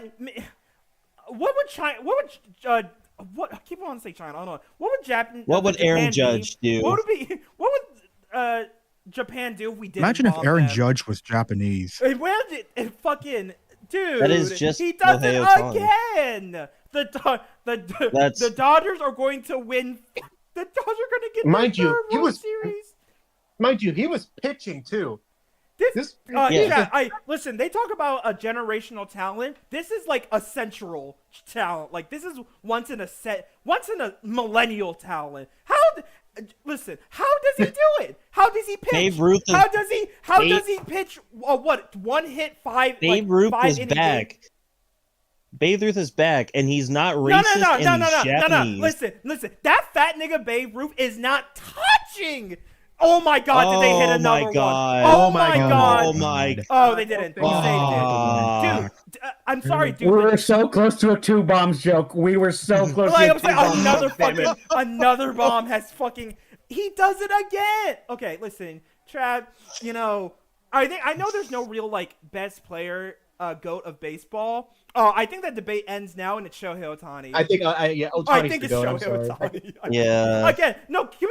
We gotta take a quick side note. Imagine being a goat in like your seventh like major league season. No, listen. I know. Yeah. Listen. Here's the thing, though. Listen. Quick side note. I love the debates, and I think we had this talk. I love the debates of like people like, oh, how would the 50s like Yankees do against this? If the 50 Yankees went against Shohei Ohtani, that nigga Shohei is about to see. I'm not gonna say that actually. He's gonna They would. Look, man, we have a rule here. There are They would two call them kind of slurs that we haven't heard in like centuries. Listen. no. We have a thing where we call here. There's discrimination rings and gay marriage rings. Discrimination rings, anything won beforehand, they don't count. Gay marriage rings, they kinda count. Listen. Everything post on is true. Listen, man. I'm sorry. Listen, they'll fucking listen. The murderous row Yankees may say, "Oh, look, it's one of them Japs," and then he hits. I swear to God, Shohei will hit A samurai slice. Shohei will hit like Shohei's hitting like every at bat. He's hitting a bomb, and he's pitching a perfect game. Them niggas in the 50s are Nope. not touching Shohei Ohtani. I'm sorry. Shohei's about to beat them so bad that we're gonna have to use the metric system in baseball now. The Yankees, not Yankees. The Dodgers are so good. I genuinely feel for the Brewers, man. I really want them to I beat don't- the record. It is crazy. It is I crazy don't- because I don't like. I can't tell if the Cubs were bad or the Dodgers just that good. The Dodgers are just that good. The Dodgers are just that good. They're inevitable. The Dodgers won what 4-1 last season in the World Series. Yep. Yeah, 4-1. Okay, dude, I don't know. I don't know if any of the the AL teams are going to be able to. The Dodgers look scary, and to do this to like the number 1 seed, like say what you want about Milwaukee, but being the number 1 seed is a big accomplishment, and then getting built to ass in the championship game, like I think that says more about the Dodgers than it does against Milwaukee. I just think the Dodgers are just too. Getting Ohtani back to pitch, like he was already dominant as a hitter, and now this nigga can fucking. Chat. I think just give up. That's all you can do. Give up. I think I don't like you want to say China. I think Japan. Japan. I think Japan is trying Ohtani to, has as many runs tonight. Like Ohtani has as many runs tonight as the Brewers have I had think- all series. like I think this is genuinely like this might be the greatest like performance in MLB history. Like genuinely. I just Yeah. Like- yeah no Shohei Ohtani. It's Sorry, really sorry good. everyone. Sorry all you all Six- 50s people. Barry Bonds. Six shutout Babe Ruth, inning. whatever. While hitting 3 homers. Like Yeah. Yeah, no. that's incredible. I think That's I think Shohei Ohtani, even if he if Shohei, end his career like right now. I think he's the greatest baseball player to ever. He's a Hall of walk. Famer right He's now, already dude. like this. Listen, I'm gonna be telling my kid once Shohei Ohtani retires. I'm telling my kid saying I watched the greatest baseball player ever in my lifetime. Look, my father may have had Barry Bonds, while I have Shohei Ohtani. Suck my nuts. my boy. Listen, Barry Bonds just a D? Was he just a DH or did he play a field? I forget. He was an outfielder. He was an outfielder. Yeah. Yeah. But he was never on there because of his defense. He was never a DH. He only played on NL teams. Right, I forget how the DH rule. Listen, I live in when every team has a DH. So, anyways, back. So speaking of, the Shohei Ohtani of who's the Shohei Ohtani of football? Travis Hunter. Certainly not anyone on the Titans or Raiders. I will Travis say Hunter. that. I mean, what else can you say? All right. Anyways, who's the next game? Yeah, sorry, we had a quick break because Actually, by the way, before we get into the next game, I just want to quickly say this: North Carolina's playing right now, and they're already down 7-0. Yeah. Oh my God. What the fuck is Minnesota doing? Why are they bitching Nebraska? They're winning against Nebraska. Against Nebraska.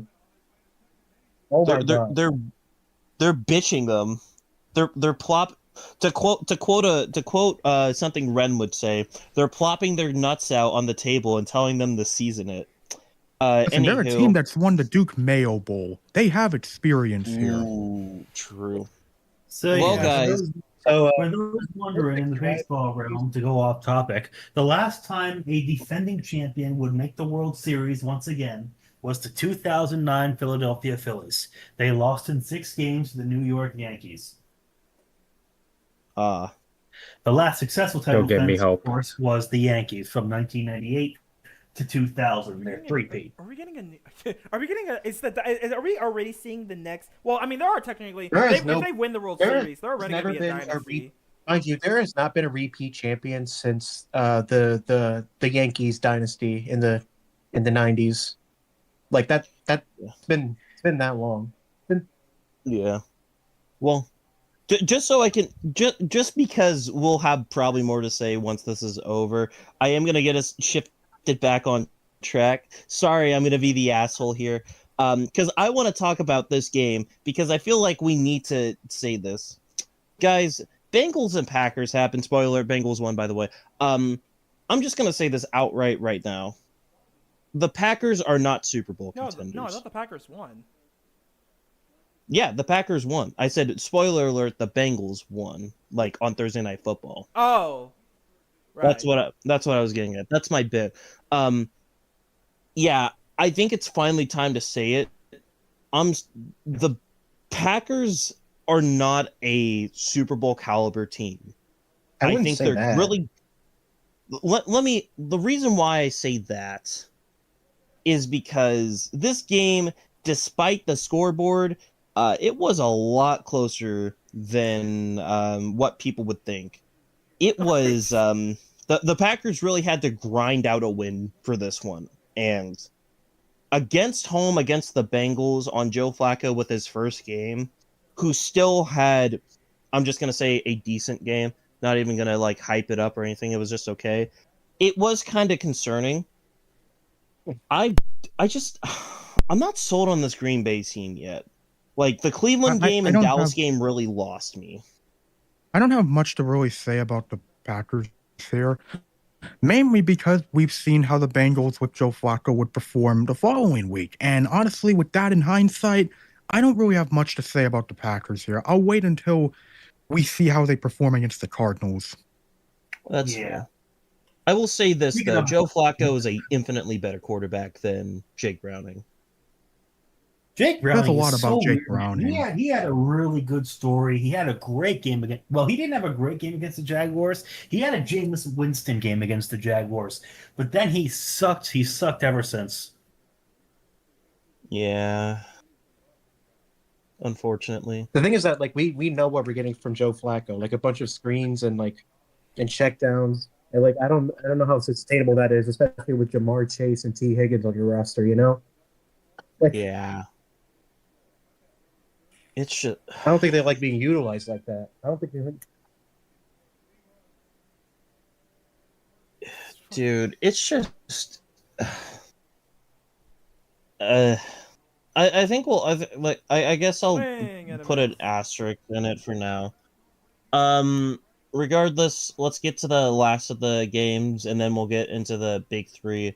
Bucks, Niners. Now I can finally say this. Yeah, no, this Niners team isn't going anywhere. Bro. They're way too injured as shit. That nigga Baker Mayfield, bro.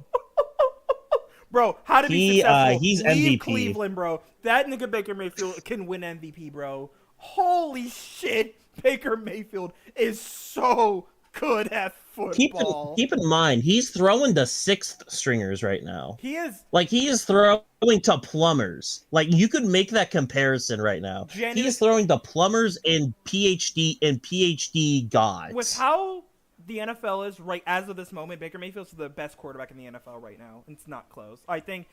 Great. With Lamar, whatever, falling off, Allen falling off, Baker Mayfield's the best quarterback in the NFL, and he is like, bro, Cleveland, bro. I know Cleveland fans are just like depressed, cause like, if this nigga's doing this with his top like 3 guys down, and he still has that like. The thing about Baker is he still has that dog within him. He got that dog in him. That man Baker Mayfield. That Baker Mayfield is the most elusive quarterback. That man can survive. Like, you think he's out and down and sacked for the problem? He can slip away, make a move, and he go into the first down. You think he can slide? Nah, he lowers the shoulder, puts on the boom, stands up, rubs his nuts in your face, and points at you, and then goes back in the huddle, call a little scrambles in the pocket, and throws a bomb to fucking Emeka Mbuka. Like, that nigga Baker Mayfield Mbuka was hurt. Well, I'm talking in general. Like, that's how the Baker Mayfield experience survives, taunts on you, and then like slings his nuts on the Baker Mayfield is that he slaps his big white cock on the table and tells you to keep seasoning it. He's so good at it. Baker Mayfield is the best QB in the NFL right now. Dude, well, yeah, 100%. The fact of the matter is Baker Mayfield is doing this with the worst team. Like, I would argue and say right now, with how injured this like Tampa Bay team is, this is the worst team he's played on, like, so far. And when he gets Godwin and Mike Evans and Mbuka back. Oh my god, bro! And Who Irving. is stopping? Irving, fuck. Not to mention too, if his fucking line stays healthy too, dude, who is stopping him? Like they look like the Bucks look like the past like 2 years, the Bucks have been kind of like they could be better, but they're kind of This year they look like, even with them being injured, they look like they're the best team in the NFL right now. Like. Once they get Bucky Irving back, once they get Bucky Irving back and the weapons back, it's going to be so they're good. They're injured and they're still performing, and then once you get these top guys back, like they literally can. Who did they lose to? Philly. They lost to Philly. Yeah. They lost to Philly. And not dub play. Oh. The one thing that I will say, and I think there's a clear difference between a team like the Bucks and a team like the Niners. The Niners are getting their players back, and they're still struggling being hurt. Even if they get their players back, I don't know how much of a difference that will make, considering that everyone else is hurt. Losing Fred Warner is such a loss for this team. He is by far none the best player in football.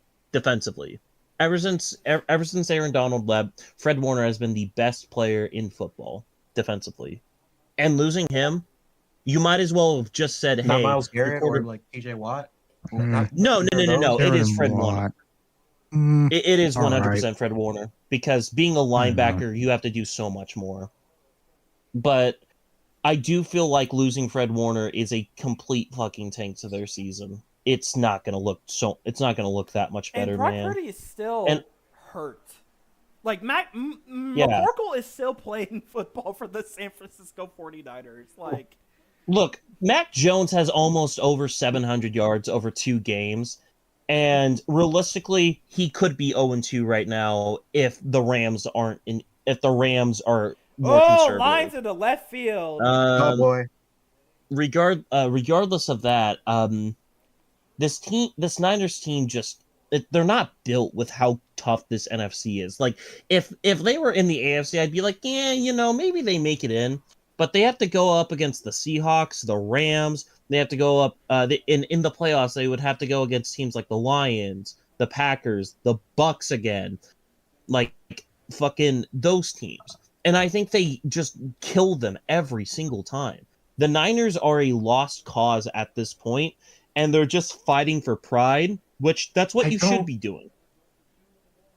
I mean, you're saying it like it's like they're desolate. Like they still have a winning record, right? They still got a win. Yeah, they're they 4-2, still do. but the teams they've beaten so far. Fucking script the past I mean, you 2 mentioned years. the Seahawks, and technically they beat them.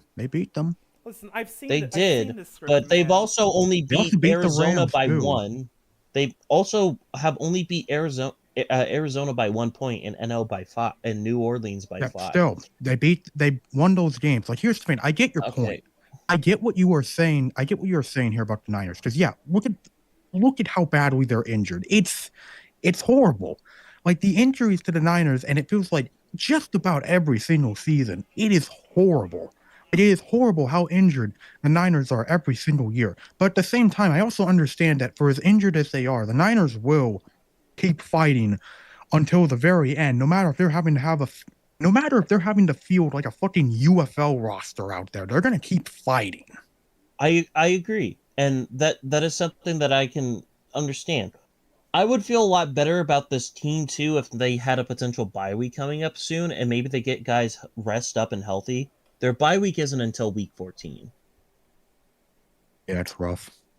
Yeah, so look, I maybe I am. I probably, the way that I'm coming off, I am just writing them off. They find ways to win, and I get that. I just don't know how much they have left in this tank. Not to mention too, their pass rush is worse than the Bears. And I get losing Nick Bosa is a huge blow. Losing both Warner, yeah, like their pass rush is just dead, and like the guys they do have that have potential are all like rookies and all that. Yeah, so you're relying on a ton of young guys to show up, which isn't bad, but it's not the way you are probably going to end up winning. I don't know. They have the Sunday night game against the Falcons. And they could one more inning for Milwaukee. And they could get shit together. But I don't know. I just don't have a lot of faith. Well, let's get into another game that kind of just sort of happened. Lions Chiefs. They're back. Brian Branch is a bitch. They're back. They're back. Oh, also I put the wrong thing. Whoops. They're back. Brian Branch is a bitch, and all Lions fans do is whine. Typically, I try to stay out of like salty shit and kind of stuff like that. But I really do agree what Magnum said a while ago. But the way that Niners fans were bitching, you would seem like they lost a close game. They lost like by like 1 point. Yeah, but the way Lions fans were bitching, you would seem like they would have lost by like 3 or so points. No, they got bitched on national television. That wasn't close. I mean, I don't give a shit what Lions fans say, especially on Twitter, because I've come to realize that. Look, I've come to accept that trying to judge a fan base on Twitter is like trying to judge which politician is the less corrupt. That is what trying to judge these fan bases on Twitter are like. And honestly, I've accepted that people on Twitter, regardless of what fan base they are just going to be annoying dumbasses. And Lions fans on Twitter were very much being annoying dumbasses. I think the bigger story here, though, or at least the Lions, in terms of what I can call them out on. Yeah, the actions of Brian Branch were fucking idiotic, and I think it was really really a telltale of things, the fact that Dan Campbell immediately said, like, yeah, that's not what I want to see. That's not okay. Like, you can't be fucking doing that shit. And to Dan Yeah. Campbell's credit, I can give him credit for handling that very well. And granted, I know there was something that happened earlier today where apparently the NFL tweeted something, they deleted it. Lions fans were uh, up in uproar over that, and granted, that just seems like more tomfoolery to a situation that just seems to have so much tomfoolery to it. But I feel like shoot, what was I gonna say? There was one point I did want to add about the whole situation. Oh yeah, this is not even about like the Lions, but just about the about who is judging this. It is really funny that the Lions are being disciplined by Jordy Nelson. That is hilarious. Like objectively hilarious. Yeah. I will say this. I saw some people be like, "Oh, Juju did an illegal blindside block," and it's like, no, he blocked. He did what he was supposed to do. Every And single person in their Juju's a bitch. Like, don't get me wrong, Juju Smith-Schuster's a bitch, but like at the same time, it does not justify what Brian Branch did. And unless Juju Smith-Schuster is trying to pull a Myles Garrett out there, I do not see a justification for what Branch did out there. But that is a whole bunch of that feels like a whole bunch of drama distracting from the other big story from this game. The Chiefs look good again. They're back. They genuinely look good again. They're back. Yeah. They're back. I think it's like Mahomes has done well, like Satan has throughout the risen season. again. He's back. Mahomes has looked great, like throughout the season. So like this is the best Mahomes has looked since 2022. Like he has not played this well since, or at least he's not played this well in the regular season since 2022. And a big part of that is he's been limiting his turnovers because he's only had 2 interceptions so far this year. And something I've really noticed, especially over the past 2 seasons, is he's been throwing a lot of interceptions. He's been turning the ball over a lot more than he usually does. And so far this season, he's really been limiting the amount of turnovers that he's really been doing. And if you're a Chiefs fan, you really like to see that because it feels like the offense, even though it's far from perfect, it's looked better than it has in recent years. Agreed. That running game though is still suspect. Foul. It's still not good. Like Pacheco had a way better game than than the rest of the year, but it's still not enough. They might go out and get another guy, in my opinion, but yeah. Like my big questions with the Chiefs are still like the run game is still not good for Kansas City, and even though it was a nice performance against Detroit, their pass rush is still taking a noticeable step back. Like that pass rush is not what it's usually what you're usually used to seeing from Kansas City. And the other downside to the Chiefs right now that I will bring up, Harrison Butker needs to go back to the kitchen. Get back in the kitchen! Make me a fucking sandwich, bitch! Harrison Butker, get back in the kitchen, you slut, and make me a sandwich. Get back in the kitchen, buddy. Oh, I forgot to change the dog. Well, score. My bad. Now we get to the games that everyone here has been waiting for. More specifically, 4 of us. And since there's more Bears fans, we're doing that one last. But Ren, how was seeing that game in person? All right, ladies and gentlemen, as you know, I am a big fan. My team is the Atlanta Falcons, and I root for this little unknown team, also the Buffalo Bills, because of some white guy out of Wyoming, Josh Allen. So I got tickets to go to the game. And man, chat, fuck, dude, I've never been so happy to watch a football game. Like, of course, the Falcons did their shit where they're like, oh, they're not closing out this game. I'm very nervous because they're not closing out the game they should. But man, I implore everyone, for whatever, if you have to like sell your soul, sell a kidney or something, go to a football game. Especially go to a primetime game if you can.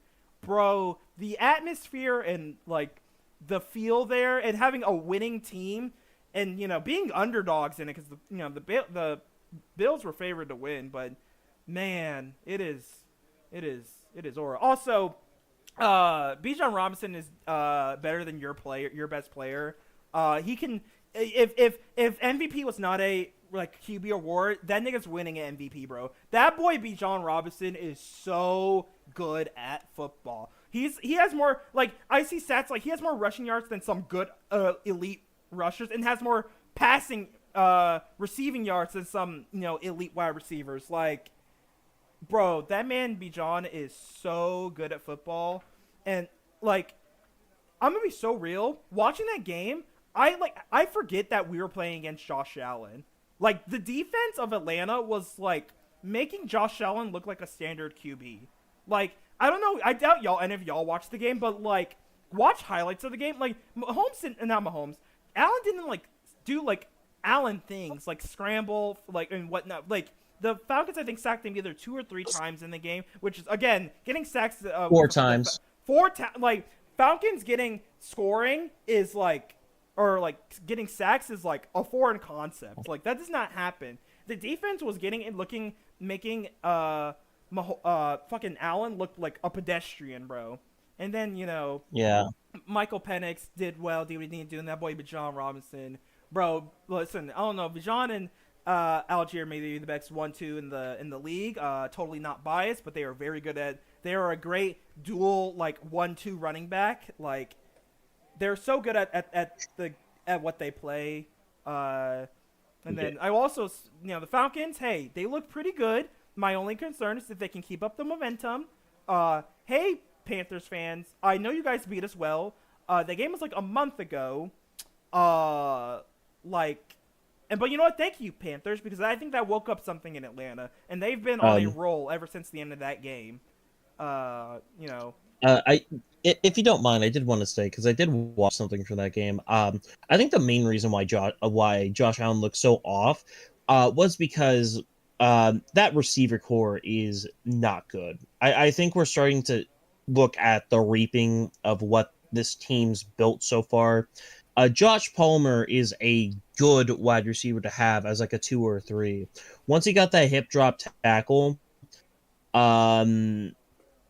this team needs a receiver. I wouldn't say This that. team- I mean, Josh Allen has always done well with any receiver he has. So, Yeah, but you really love yeah. distributing the wealth. he does. But I'm worried about Buffalo now. Yeah, no. I'm officially worried and about that's what Buffalo. that's what's going to continue on. I think the defense is really showing it's not that this defense is not doing good.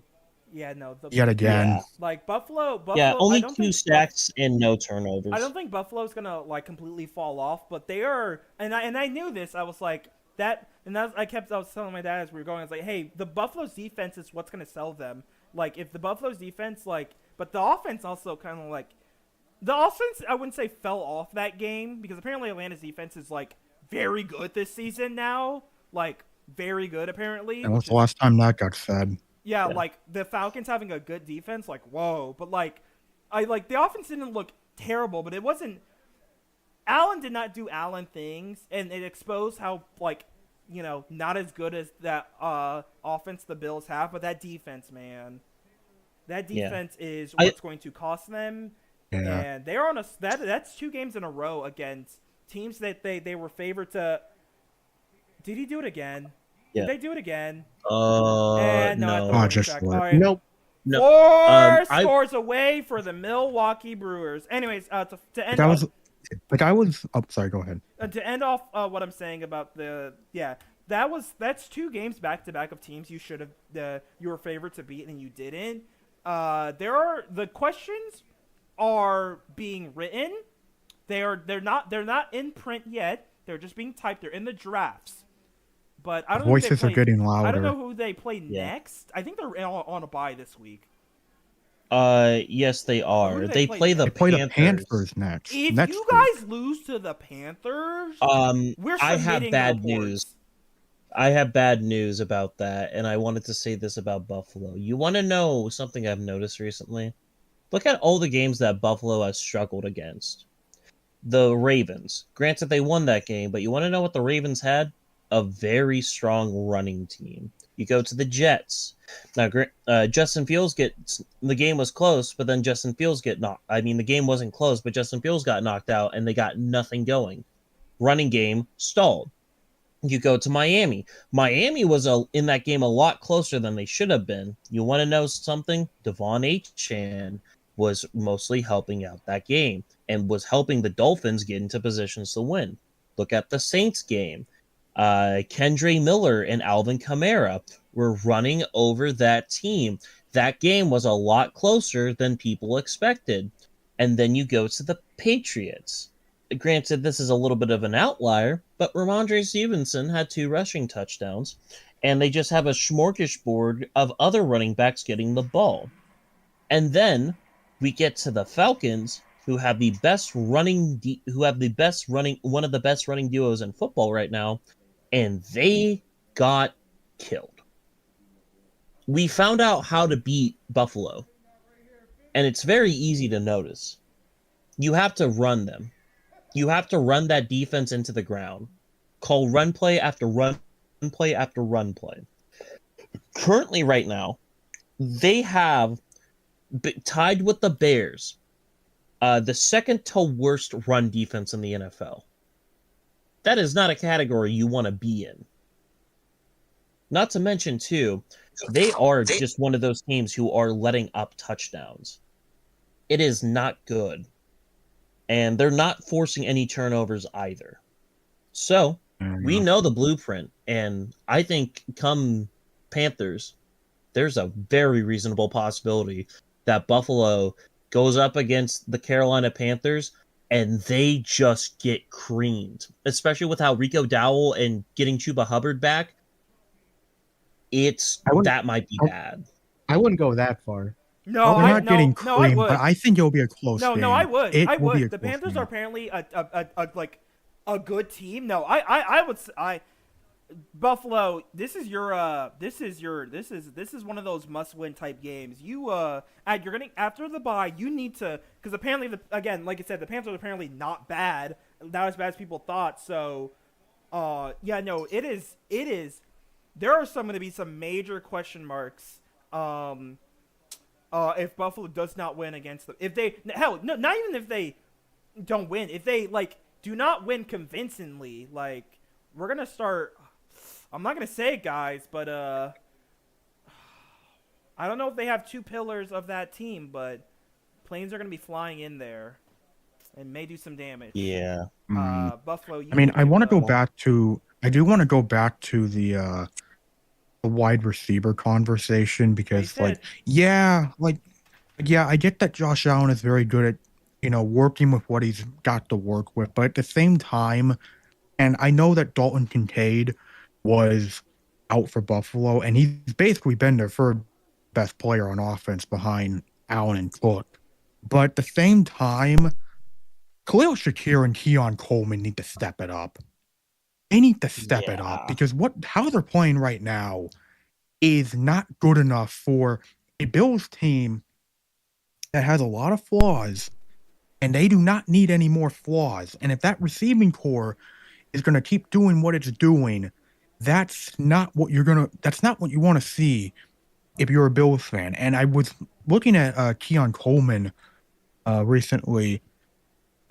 He had a great start to the year with the Ravens game. He had 112 yards, had a touchdown, and back at the that's wall, caught. and he is going to say it first. Oh, no, off the wall? One out. No, he caught it. One out, or No, gotcha. one out down. It is one away.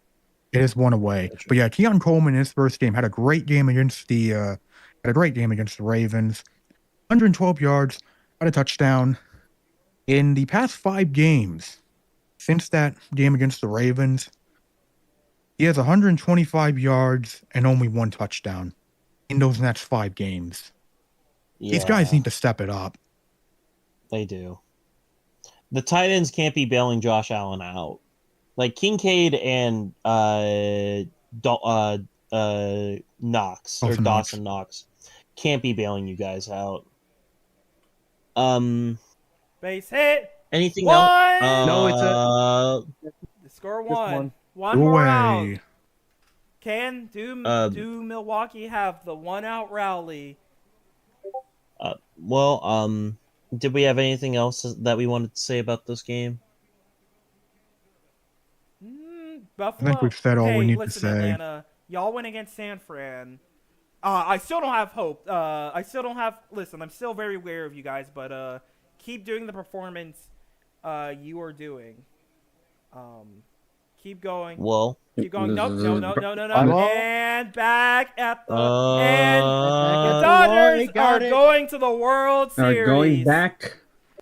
Back back to the World Series. The Dodgers go. It's a no sweep. one's surprised. NLC has sweep. The Dodgers win the pennant. Back at the if I knew there was anything better, I could have done my Joe Buck impression. Back at the wall, and the Dodgers win the pennant. Yeah, that's why I'm glad this happened now, because I was gonna stop you and say we're gonna wait until they. But yeah, the Dodgers win the pennant. Yep. Back to the World Series. They go. Please save us, please, Mariners. Cal Raleigh, save us. They're trying Cal their best, Raleigh, damn save it. us. Donald Trump, save us.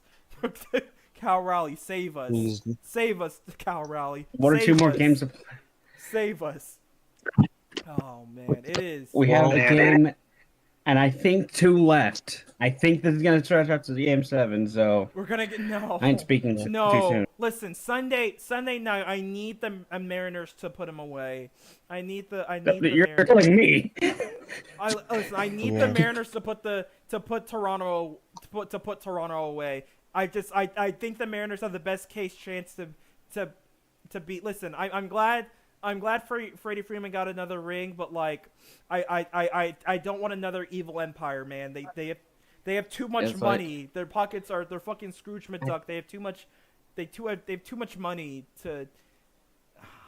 Just want them to make history. I want them to finally be the last team to make it to the World Series. I want them. That's probably all I need. Listen, I want it. I want it. I wanted Mariners Brewers to be the World Series, to have teams that have not won a World Series. That would be great. And then we have the evil empire.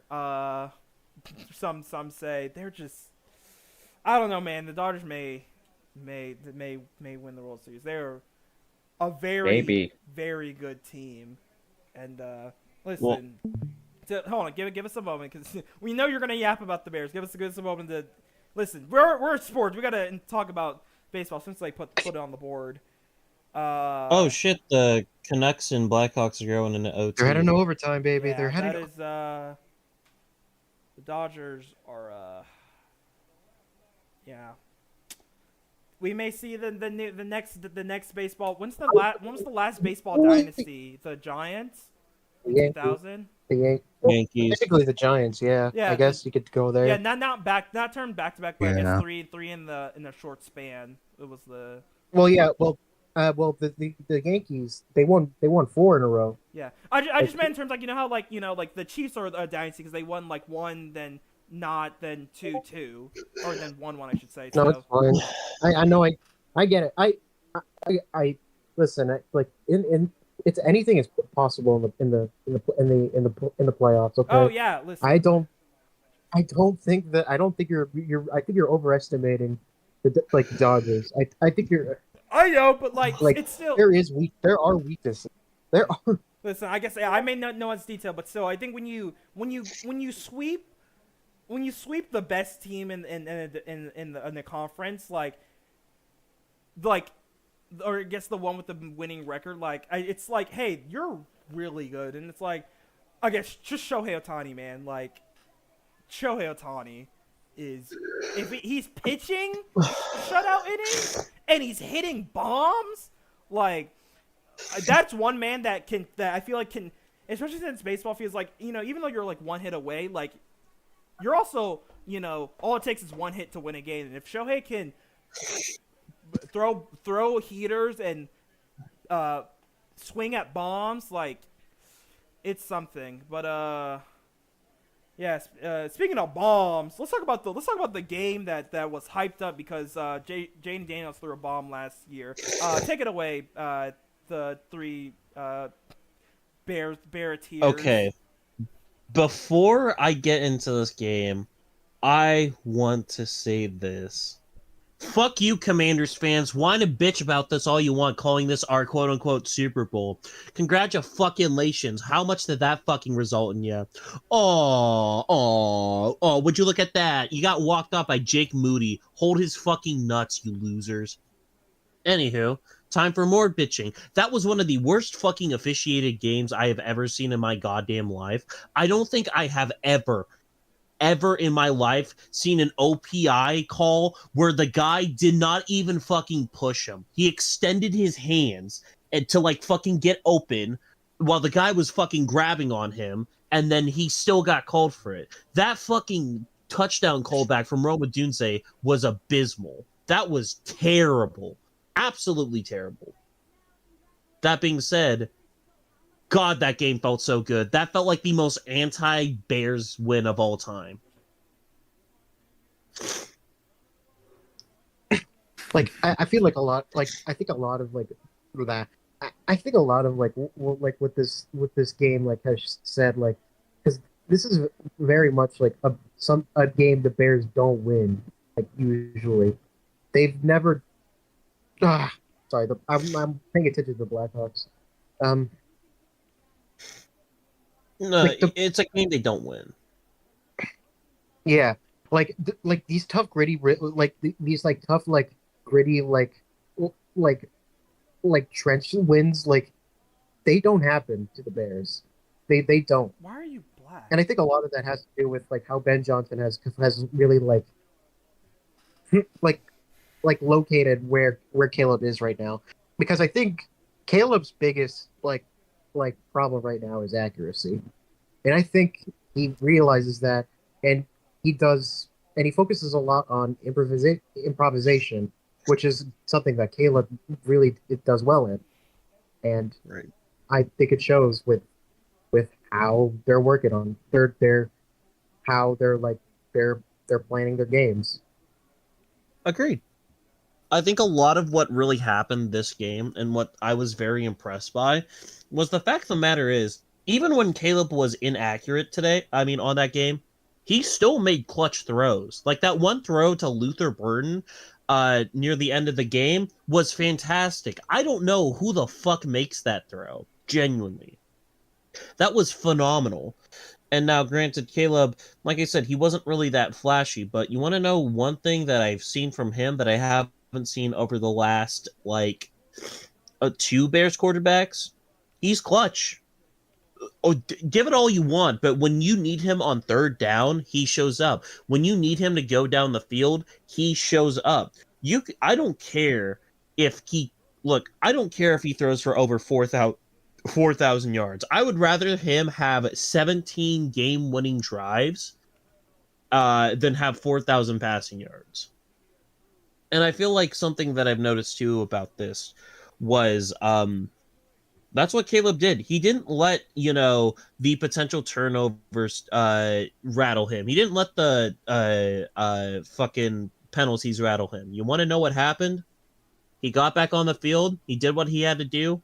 And he won the game. And I will give credit where it's due.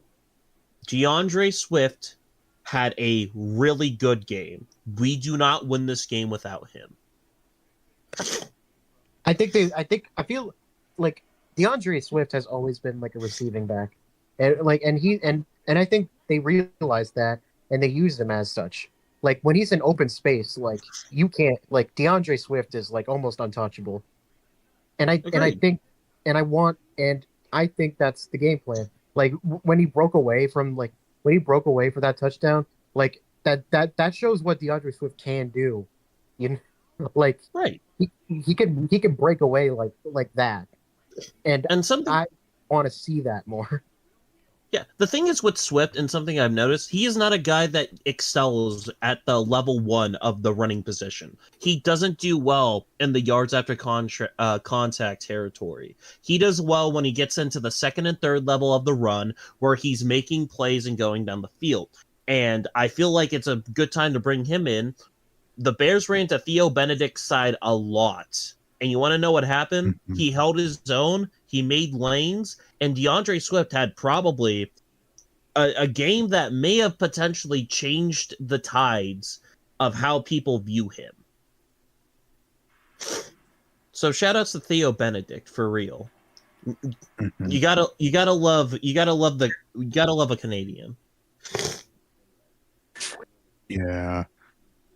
Like, and I agree with what y'all said about Swift, because Swift is very much, he's one of those running backs that's just, it feels like he's better as a receiver than he is as a running back, or at least what you expect from a running back. And as you noted, like, it feels like once Swift is able to get into that space, or he has, just a place to run, or if it's, him having that space to run, or he catches a ball and he's got room to just do what he's got to do, he is very good at succeeding at that. And what we saw against Washington was DeAndre Swift really being able to pull that off. And I think in terms of like,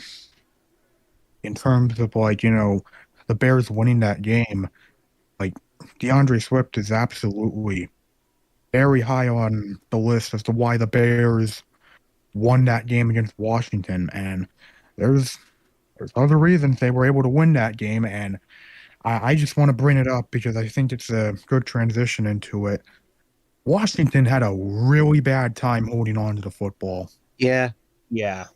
it didn't help that it didn't help it was a very rainy day. Like, it was a very rainy game. Like, so Honestly, I thought that was going to be an advantage. I thought that was going to be an advantage for Washington, considering they got the Corey Krosky Merritt, but even he fumbled, and it felt like once that happened, that and the Jaden Daniels interception, it felt like this was going to be a game where it's like, okay, this is a game where Washington is not up to their best play, and the Bears very much have a shot at pulling something off here. Like, the Agreed. Bears are very good at so far. The Bears have been very good at takeaways this year. Like, Yeah. they know how to, like, they are like boomer bust in ball hawk for me. Yeah. Ball hawks. The one thing that I did go ahead. No, go my ahead. bad. No, you go ahead. No, I finished my thought. Don't worry. No. Gotcha. I really felt like the tide turned as soon as the Bears got that first turnover. When Ja'Cory Krosky Merritt fumbled, he wasn't the same after the rest of the game. He acted like he was in his head. Like, he let the moment of the game get to him, and I really feel like that affected his play. Because going from that game to this game, he just didn't look right. And like it was the same thing with that, like, bobbled handoff too. Like, that was on both of them, both Jaden and Bill.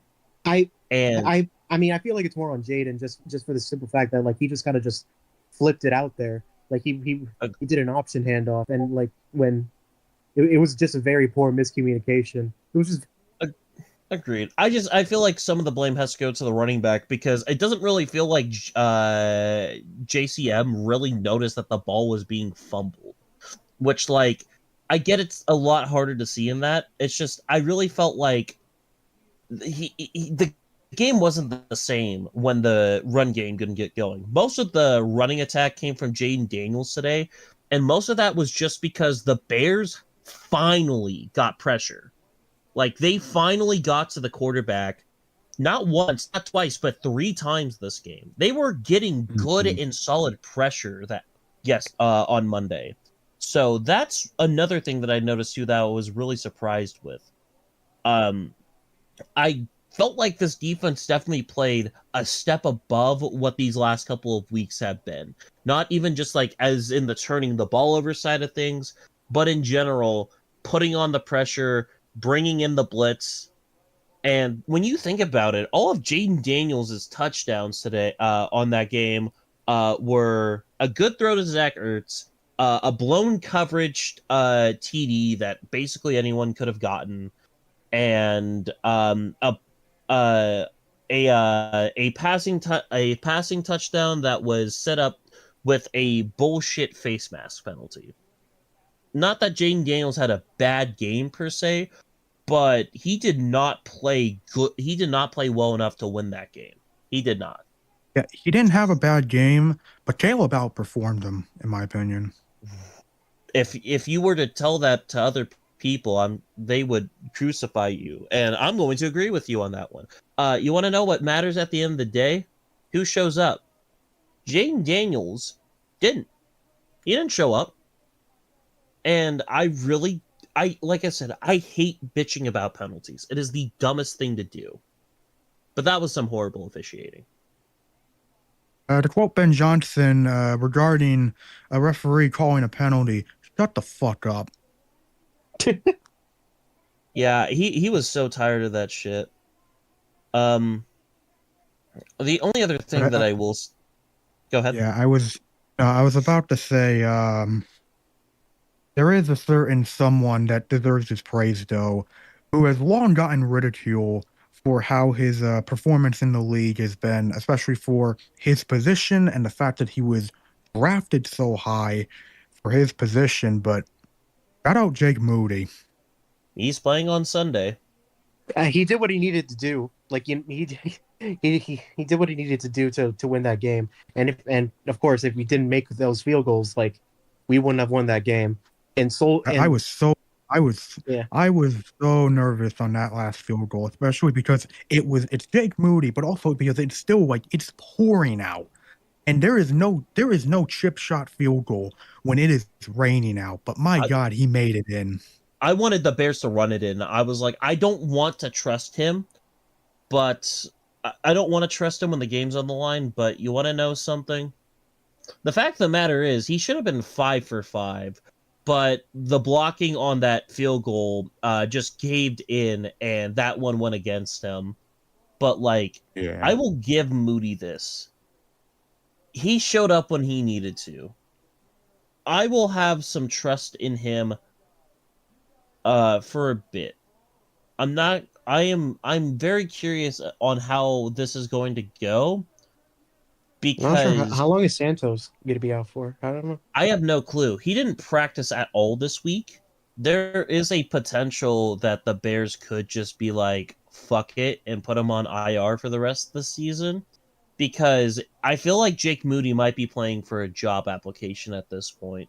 I don't know. I gotta see him more. You know, I gotta see him more. I gotta see him. Yeah. The one thing that I will say this, a lot of Bears fans said he looked like Mitch Trubisky, and I thought that was kind of funny. Bro, sorry. But I was scrolling through and I just see the Chiefs are 12-point favorites over the Raiders. Hashtag LMAO. Hashtag they are cooked. The one last thing that I will say about oh my God. Sorry, I gotta cut you off again. Listen, guys, I know Detroit's the darling, but are they really 5.5 favorites against the Bucks? Have you seen the Buccaneers? Fucking. Well, the Buccaneers are injured. The Buccaneers are like. Sorry. The Bucks are very injured. The Bucks are right, but that nigga Baker Mayfield, bro.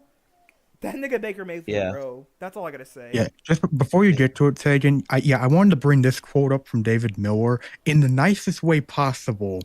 Jake Moody looks like if Mitch Trubisky got stunned by a hornet. Yeah, I can't even. I'm not. Look, man, Jake Moody. Depending on how he's doing, depending on how Cairo's doing, he may have revived his career. The only other thing that I will say that I'm upset about in this game, I still don't think Caleb's reading the tight ends well. They are still the least targeted target on this team. And DJ Moore going to the hospital was not a good sign, but apparently he's playing on Sunday for some fucking reason. He's found a way to tough it out. And lastly, can we just flat out say that Gorvon Dexter is like a top 10 defensive tackle in the NFL, man. Because I'm sick and tired of people not giving him his praise. If he had any help on that defensive line, he'd be so fucking good. Yeah. By the way, speaking of players that also I will give a shout out to, he's gotten a lot of criticism for good reason, but defensive guy that made big plays. Montez Sweat made some big plays finally. He made some good plays. Yeah, he showed up. Also, too, Dominique Robinson. Fucking he the funniest thing is he officially has if he gets one more sack this season, he will basically have the same amount of sacks that he had all time going into this game. Shout outs to him. Anywho, one last thing that I will say about this. Jake Moody making that kick was actually his 50th career made field goal. Look at them go. Oh. God. Also, too, the fact that Tyreek Stevenson is a PFF darling right now is genuinely shocking. God, sorry. He's like ranked cornerback 10. I love seeing those. That video of the Robert where it's like insert player using his PFF grade to blocks. I love seeing those videos. Like what was the one? Someone made one recently. I forgot who it was. It was like use this person to fucking use their PFF grade to block. I love seeing that for O linemen, bro. Me using my PFF grade to block someone. Well, kids, the moral of the story today, Jake Moody is just Robbie Gould, but for the Bears now. Oh, man. It was a fair, for what we got, it was a fair trade-off. Yeah. Anywho, Minnesota beat Nebraska. San Jose is dueling with Utah State, and Cal is still beating UNC. I think this is a perfect time to call it a night, unless anyone wants to bring up anything else. Oh no, the Dodgers won the pennant, so I don't know. Save us, Big Dumper. Save us. Oh God, I don't know why I have hiccups now.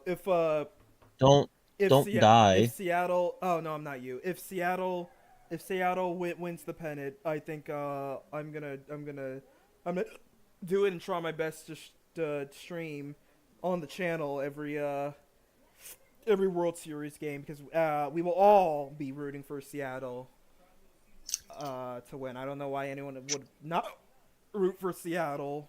But yeah, so come on, Seattle, win on. Oh God, I don't know how to pick up. Win on Sunday, please, please, please win on Sunday, please, please save us, save us. All right. Well, in that case, we would like to thank you guys so much for listening with us and joining us for a more later version of the podcast. Next week, we will see what the hell is going on. But until then, thank you guys so much for watching. Have a good night. And one last funny thing. We're all in agreement that Lafayette's going to be beating Oregon State. I don't know who that is. That'd be funny. So. Oh No comment. God. Yeah. All right. Good night, y'all. Sleep well.